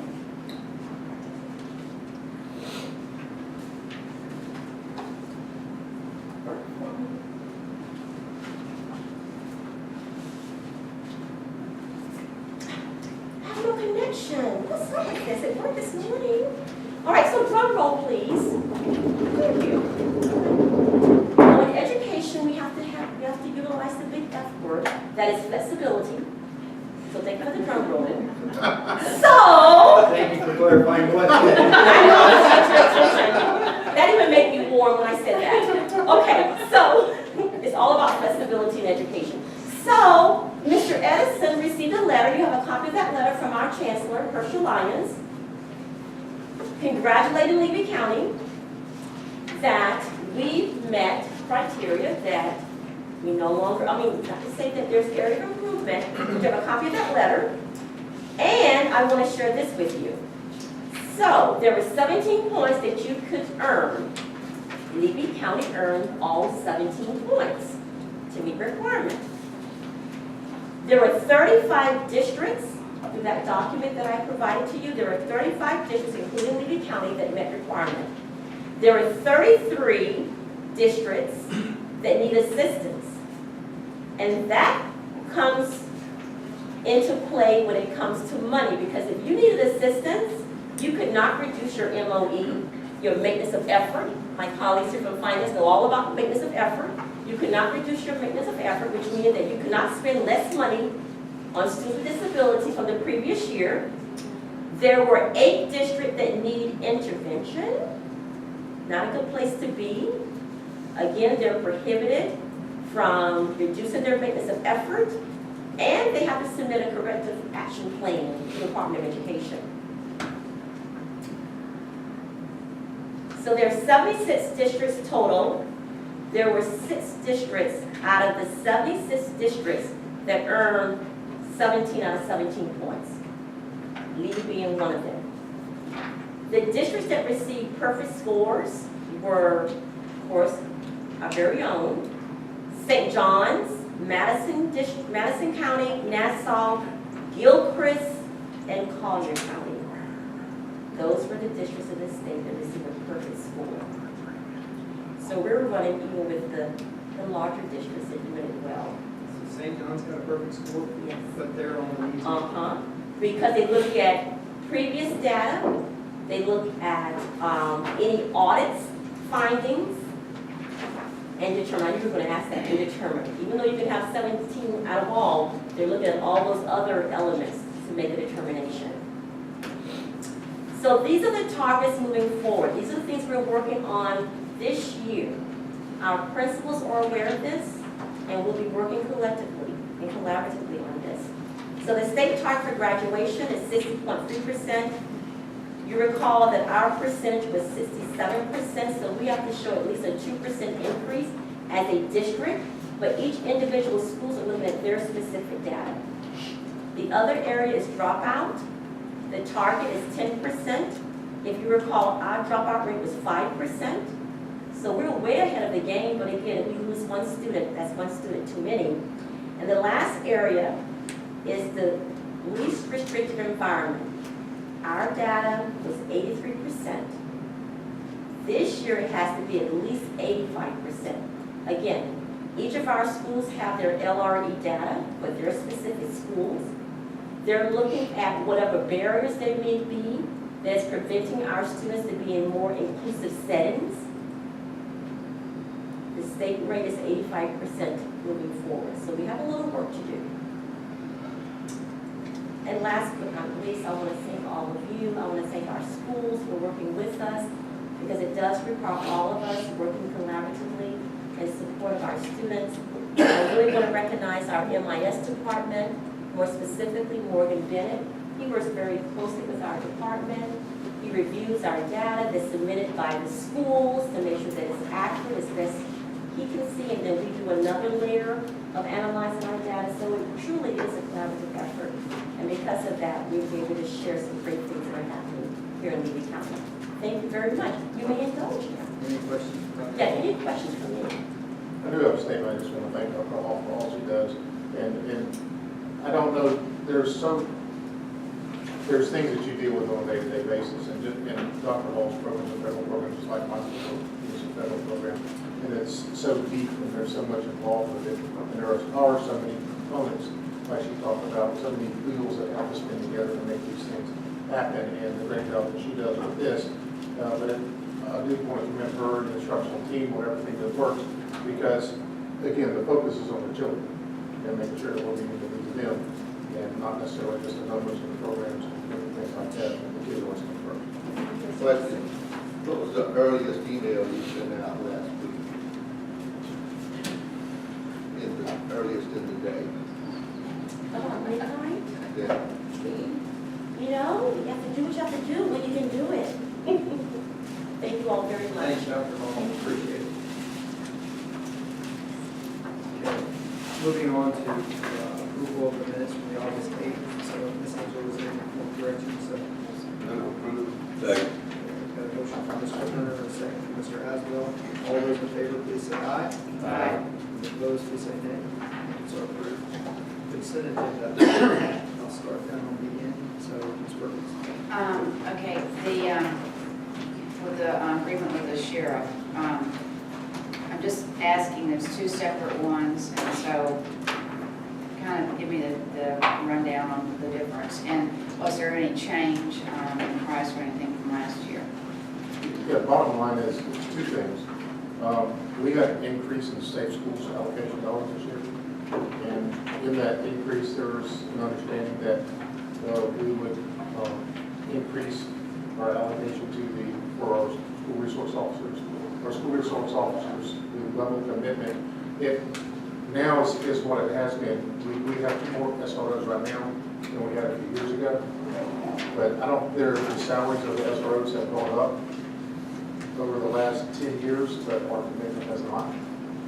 So some of the changes that we've made with the alternative school, we've saved some money that we were putting in administrative salaries. And so we talked with the sheriff, and we're making a little larger commitment to our sheriff's department for our school resource officers. And we have made a change in effort from the school board as well as the Okay, thank you. Can't speak for anybody else, but there is one person that does an excellent job at the elementary school and loves the kids and greets the kids and calls them by names and escorts someone, just does a fabulous job at that element, the chief on elementary school that I personally observe. I do go to all the elementary schools. Oh, okay, all of them? Yes, I ma'am. thought she was talking about Chase Gregory. Chase does a great job I'm too. kidding, Officer Mack, so thanks, I know you are. And I have to toot the sheriff's horn. Every year, he makes sure that our schools they start safe, and not just our sheriff, our municipalities as well. The increased patrols that are there just to help with the increased traffic. And, that's not something they have to do, but it's something they do. And so our sheriff is brought in to make sure that our kids are safe, and the commitment he has with their SROs. I know there's been a change in policy of how things are going to be investigated. The sheriff department's going to take a larger lead role in all the municipalities, and that helps us. And we're going to be dealing with 1 entity instead of 3 now or 4. It depends. There's always some anomalies, but it's going to help us and who we're talking to and how the process we follow. But we have a very good relationship. We have not really in my memory, and so I just think this is the right thing to do. Good question. I just, in reviewing the consent agenda, I really like seeing one of our students that, grew up in our schools coming back and teaching in the schools. And I think that's just fabulous and wonderful. And I know a lot of times we always say, and we still see a little tiny bit of it with, requesting trips, after the fact, but it sure has moved more towards they really are requesting before and getting on track, so that's really great. I think that's all the questions I have.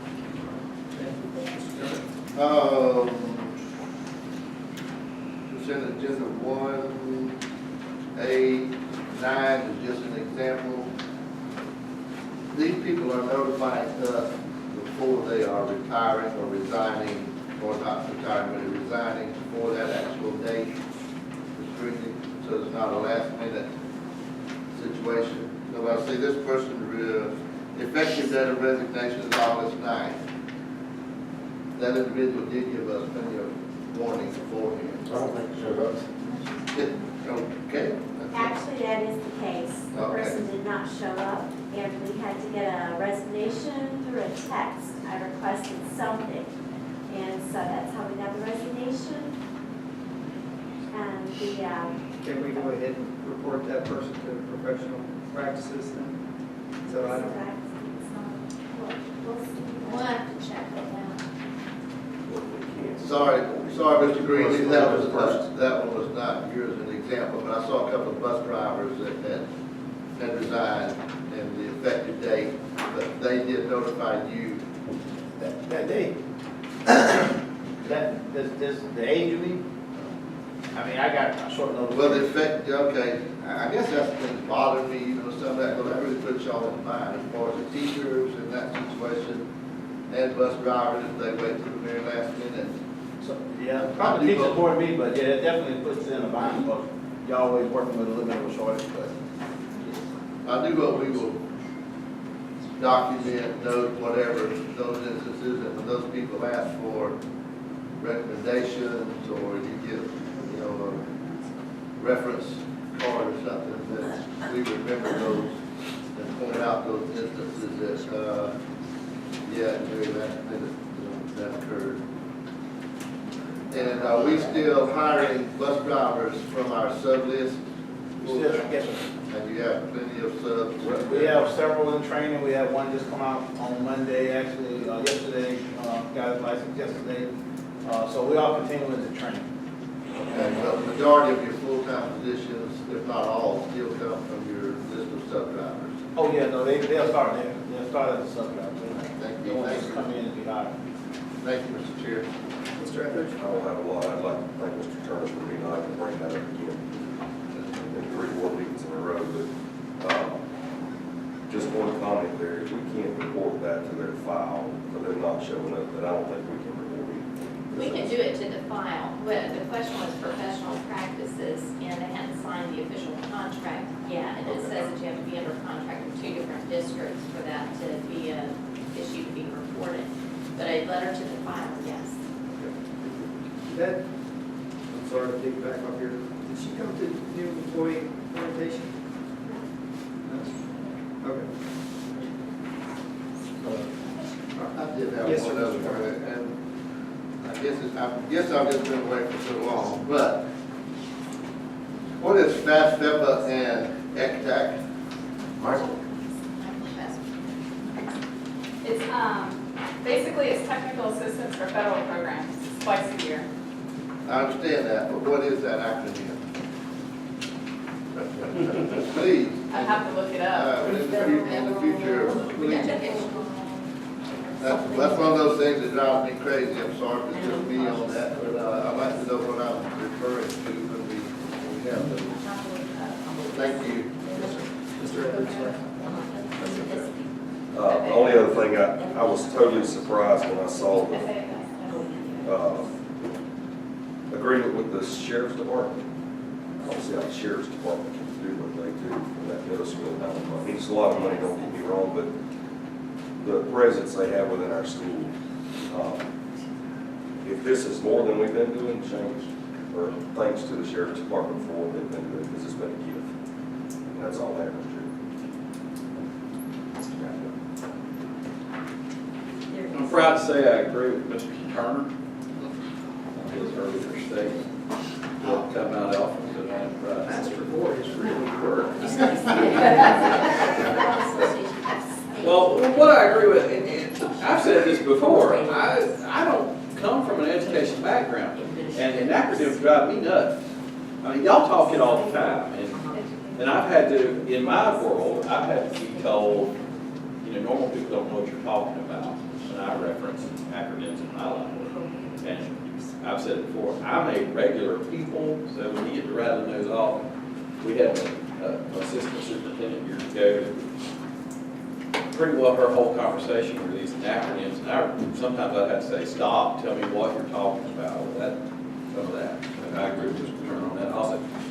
I also agree with, let's mark the file when they quit like that. It's been several months ago, and I'll go back to this. We rehired a guy that quit the day he was hired, and we rehired him. I know it was a desperate situation. But in my private world, I don't care about my desperate situation. If you leave me when I need you, I am not hiring you back. And I don't think we need to mark that file. That's on another soapbox. The only question I have is only because I don't know what this is. In this DES of Florida purchase order, what is that? That's to extend the contract with Bob. I needed him to come in and help us with the cost report. It's not something Ms. Ann knows how to do. So he's going to come in and help us with the cost report. So we actually contracted with that company, and that company is going to take our funds. Okay. He has to be retired a year. After a year, we would have to have a contract with DES. That's just what it was. And that's all I have. Soapbox, that's it. I have your acronym answer, you want to know what it is? Please. It's gonna take me a minute, it's a lot of words. Florida Association of State and Federal Education Program Administrators. Do you suppose somewhere, Tallahassee, Washington, there's a guy who's actually paid to come up with ridiculous names and come up with cute little acronyms? And if so, how do you get the job? It's silly. I just have one thing to piggyback on Cameron. When he this probably may be in board comments, but when he said in our private world, in business, we do what you have to do to get the job done. And I really I have a hard time understanding and sitting here when, you say it's hard to get people to come during the summer and the 6 weeks to complete, when our schools need that help and that we're falling down and you have that low percentage, that truly bothers me. And I don't think that's acceptable at all.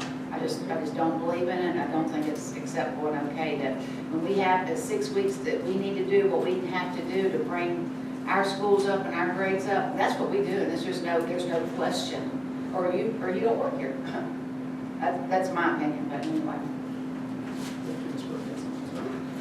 I don't have any, all my questions have been answered, but it is good to see some of our homegrown people come back and be hired and be active in our school. I think one of them may be doing some coaching also, or will be doing some coaching, so that's a wonderful thing. It really saddens me that you've got to text somebody, because that's not an official way to communicate, and if you can't be professional, which is what we expect, and you expect to be paid, and that's to be professional when we pay people and do those type of things, provide insurance. We hire you, but needs to be where it's supposed to be and do things correctly. So so seeking a motion to adopt the consent agenda. So moved. Do you have a second? Second. Okay, I have a motion from Ms. Perkins, a second from Mr. Asbell. All those in favor, please say aye. Aye. Any opposed, please say nay. Consent agenda carries. So, all right, Mr. Superintendent. And quite a few comments, and they're short comments, that are all good, all good. First off, I'm passing to you updated enrollment report.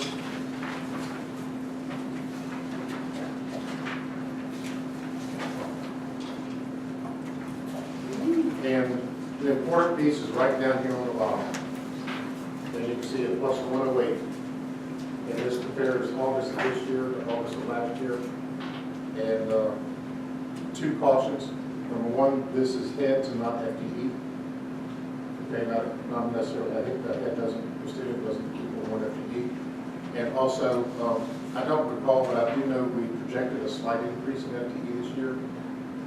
I don't know if it's about 30, I think it's about 30 projected.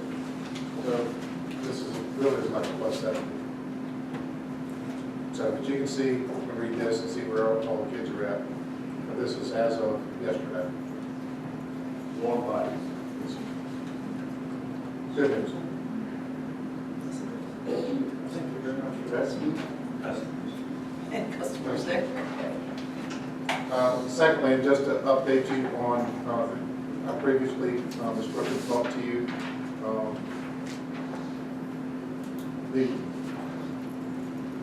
about naming the Chief Elementary School campus and for the Usher family.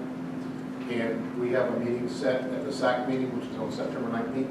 I think I've sent that to you, Perkins, so I hope you have it. So September 19th is the SAC meeting at 5:30. And hopefully we'll get on their SAC agenda, talk about this with them. And so we talked about this about 6 weeks ago, monthly board meeting. Okay, so I've got the policy here. So I'm just going to follow up and let you know that we're going to be doing that. Also, next board meeting, a couple things going to be on the agenda. I'd like to have a little workshop and talk board policy with you on financial condition ratio. So we'll bring you some items there. And also on the agenda, we have 17 students in Lee County that's earned a perfect score on the Florida Standards Assessment, the FSA. And we have framed certificates for all of them, and letters have gone out to their parents, inviting them to the board meeting. Excellent. So that's going to be on the agenda. One of the things that we worked real hard, we made a change in our alternative school program, and I just want to give you a little update on that. It is one of my, I should be able to do it. Actually, I'm not going to do it.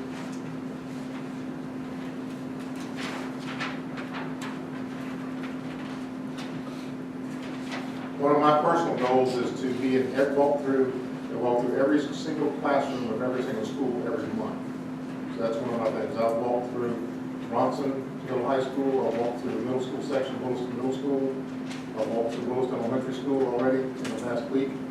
And so that's one of the things, but I've personally walked through every single focus, which is what they're calling the alternative center for each one of our schools, and John has been there as well, and Dr. Hall, and we're paying close attention to what's going on in there, as well as Leading Learning Academy as well. And so you can see the notes there. From what I hear, they're going well, and it's very positive. And so we're working on that, keeping very close tabs on that, because it's very important for us, for not only for the students to be successful in those programs, but that program to be successful, to get those students back in the mainstream classes. I don't know, does anybody want to comment on that? Yeah, there were a few issues with Edgenuity, which is the curriculum that we're using, but that was throughout the school, not just that particular group of kids, but we finally, Edgenuity finally figured out what that was. It was a conflict between archived accounts and the new accounts. There was a problem on their end, but they figured it out. So hopefully we've eliminated that issue, so things are a lot smoother now than they were to begin with. And I would just like to add that the peer support that are managing the focus centers, as the teachers come and teach their content area, are very enthusiastic. They're skillful, and they've chosen to be in that setting, and it's working really well with that relationship with students. Also, you know that it's been out there last year. We had a FEFP audit for Whispering Winds Charter School. We just sent the appeal in Monday from our attorney. I don't know what's going to happen next. One of two things will happen. Either they're going to accept it, or we're going to have to make a presentation. But anyhow, the audit has been, the appeal letter has been sent, and it's in Tallahassee now. And so either they'll take the appeal, they'll review it and take it, or we're going to have to come do a presentation to the state board. One of the two. Yesterday, the last board meeting, we spent quite a bit of conversation talking about Greg King. There's two emails here. That's a little more information. Yesterday, I had the honor and privilege of spending an afternoon at Joyce Bullock Elementary School, and I do need to commend Melissa Lewis and her staff and professionalism and the activities that were going on.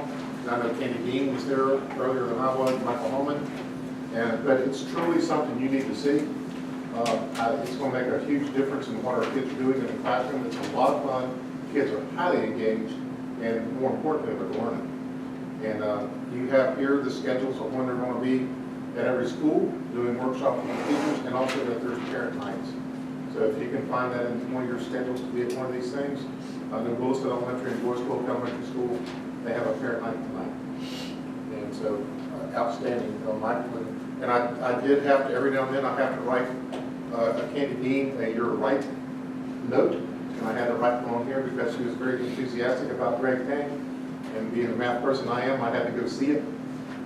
And I was highly impressed with what those kids were doing and the activities that they were doing. So I had to write her a note that says she was right. So It's hanging on my bulletin. it is. So any comments from visiting it?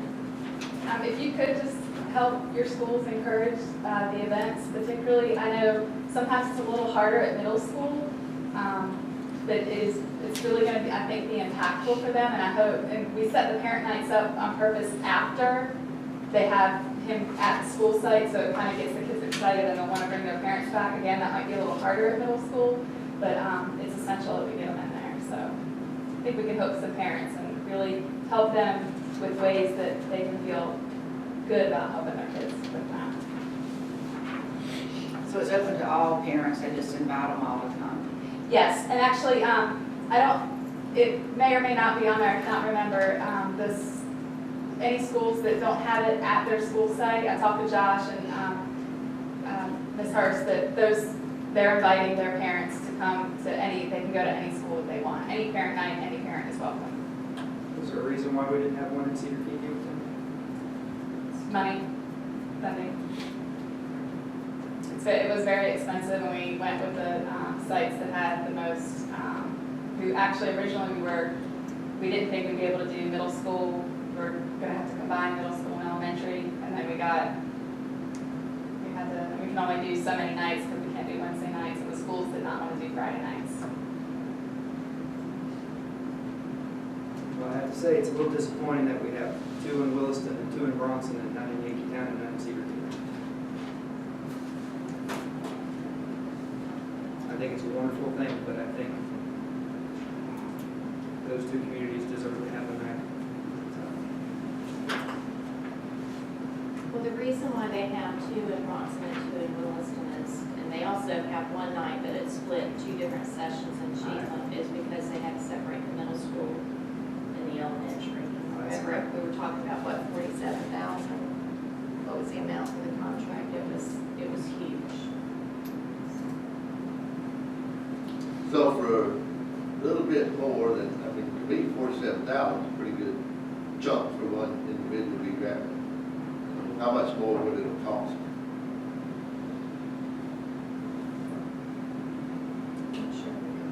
Yeah, well, it's a couple thousand for the parent night, I think. Okay, so 47,000 versus like 2,000 more. I have to agree with Mr. Coward. I understand, and we're working with timelines, schedules. I don't care what we're working with, Ms. Holmes. You know, you're making excuses, ma'am, you know, with all due respect. Thank you. The other thing that I'll point out, Cedar Keys also splitting their time with Whispering Winds. And I realize that it's a number of students, but every other place, so.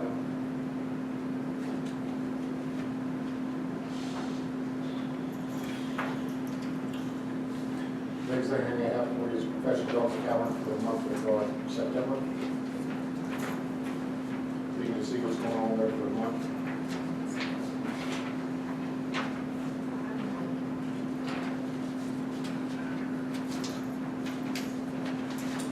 Lastly, I had a very good conversation with a representative from the city of Williston concerning Williston Middle School.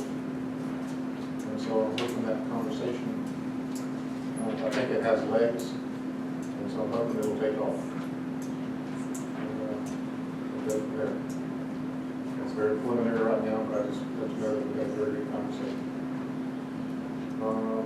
Mr. Brookins has already mentioned about doing the Chiefland Middle High School meeting September 7th at 1 o'clock.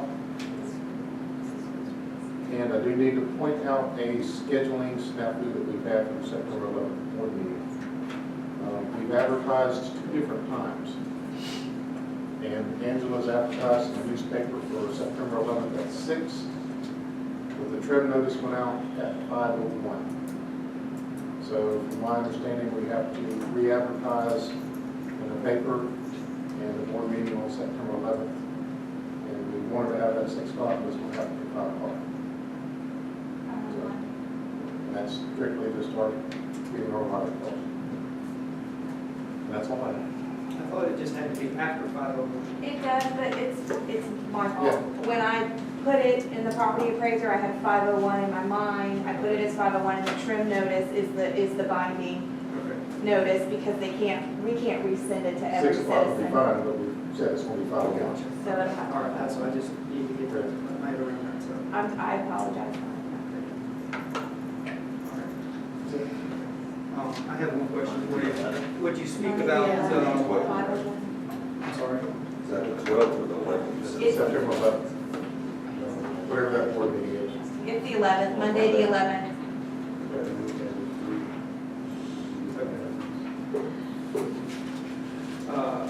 Would you speak about the Senator Latvala thing that you went to?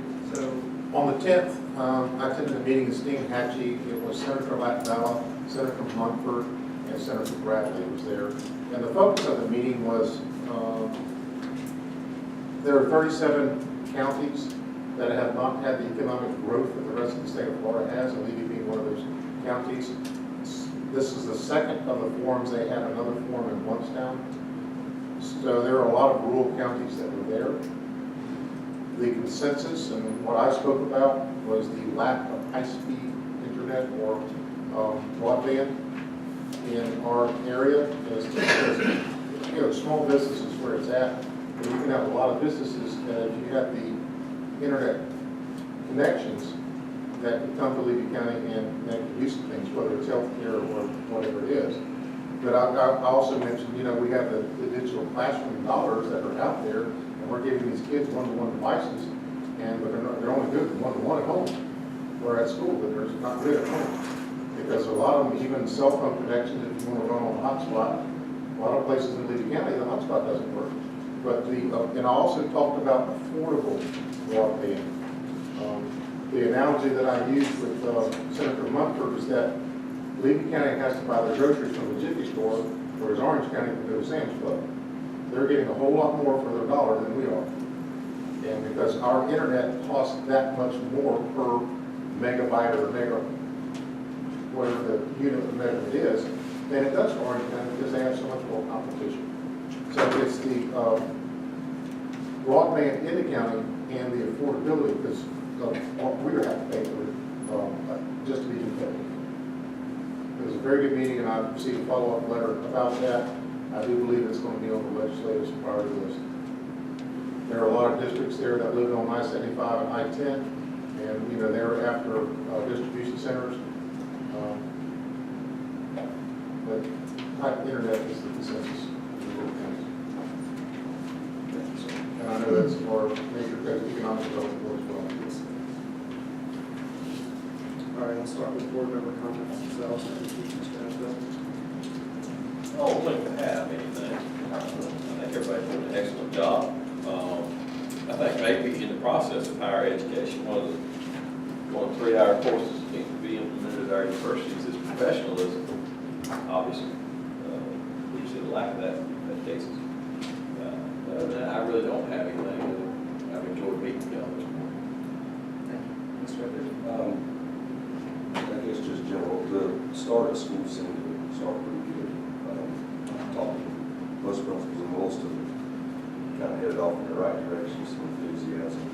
I guess something that's been on my mind, I think we try to do it in our profession, but this teacher shortage makes things tough for me to understand because it's hard for me to hire all we have, and I understand the catch-22 in that. And so we have to take what we're dealt, and I think I've been trying as I go to those principals is it's their job as leaders of those schools to set the expectation. And I think as long as I had mediocre employees myself, but our expectations in them, they become better employees when their expectations get higher. And I think there's no doubt we saw that today with Bronson on the Gunner idea. That philosophy that you see there, if we could just multiply that across the county, I think we got headed in the right direction. But I think it's no different. I blame myself with in mind. There's times where our expectations are high. And I think we can take mediocre employees and make them better employees and motivate them by expectations and do it in a positive manner. And then second, or my last, and I'll finish, but the people that sit around that table over there, you guys have a hard job at times. And there's times you get shot at. Say this in the right way. I appreciate what you do. If you're asked a question, you answer it, then you're doing the best you can. That's it. Thank you. Thank you, Mr. Evans, for your comments. Mr. Durham? A long time ago, I had a former superintendent tell me when I was principal of a high school that students are going to do what you expect them to do. If you expect them to do very little, if you expect them to misbehave, if you expect them not to do, much, that's what you're going to get. But on the other hand, if you expect them, as Mr. Estes was saying, to behave, to do the best they can, which was evidenced this morning, if you have that expectation and you preach that expectation to your parents, your staff, and community, you get a whole lot more out of it. Thank you for that comment. I did have one thing regarding a question, and I wanted to make that comment before I forgot.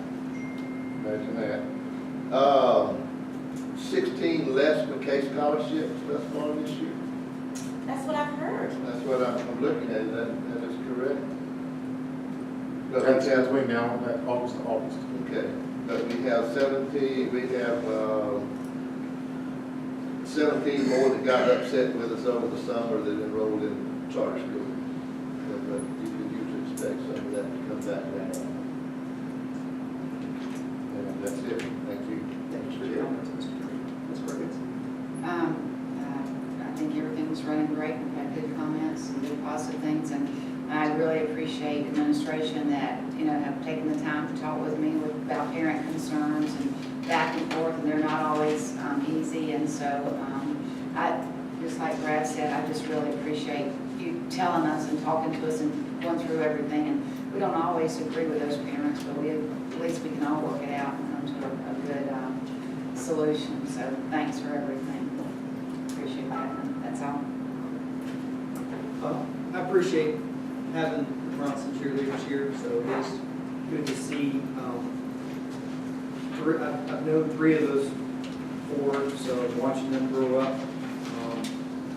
And I mentioned to John, one of them, was really unique to see how that person is growing as a person, going from somebody that I never would have thought to be cheerleading to someone that's really, really excited and involved. So that was really unique, and I appreciate the time that you're putting into the project at Bronson Middle High School to kind of change the culture and what Holman Gunter has done there. So that's, I agree with Mr. Etheridge that that's a program that we've taken off, and I know Chief Flynn is doing some work with them, so, and I think it's a very, very positive thing.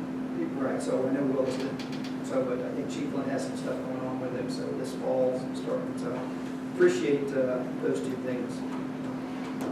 So, Ms. Hires, I appreciate you stopping me, and I know I asked you a question, and I know, so you're working on it, and I know you got bigger things, so I know that when I ask you a question like that, I know it's not going to be immediate, so, but I do appreciate the effort to circle back and just keep me updated. So, Mr. Lott, I'd love maybe when we get to November or sometime to see how our 4 teachers that are roaming around, that are doing ingenuity, that be on our agenda to just kind of give us an update of how that's going through that process. So that would be. I call it a fantastic 4. That's high expectations, right? That's right. That's right. So, and I'll piggyback off what Mr. Etheridge says. Our mission is to educate all students in a safe environment and graduate them ready to be college and career success. So, with our partnership, with your day in and day out hard work, all of you at that table, I appreciate it. So, and I know that my comments today and my questions may come off a little pointed, and understand that they're meant that I want to make sure all of our students are served. And I know that a hardship of a student and a parent from Yankeetown or Cedar Key trying to get to just Chiefland, Bronson, Williston, the likelihood of that happening diminishes whenever they've got to travel. And that's where my heart is in trying to make sure that, because I see what this program can be, and the amount of money that we did spend for it, I think it's a positive. I saw how Ms. Dean was on fire and passionate about it. That's what I want to see with parents and kids. And I'll transition. Last night was Cedar Key's open house. They have had a nice turnout there, and Steamers donated some refreshments, and they actually made cookies and baked cookies, and so appreciate Steamers and what they do to support our schools. I know that we're all kind of hit out of our pockets, and I think that's one of the things that we're very, very lucky to be in a county that's very, very supportive of each community.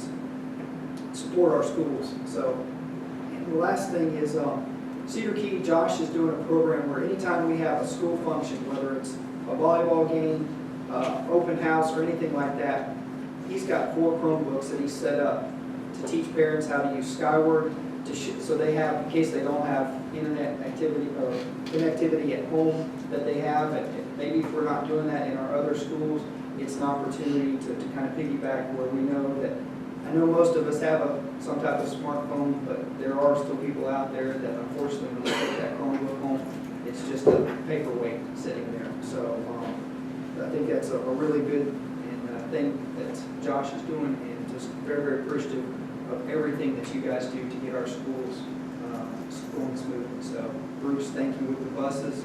So Breezy, thank you again to you and your staff on getting us going. So, and with that, if there's no further comments, we're adjourned.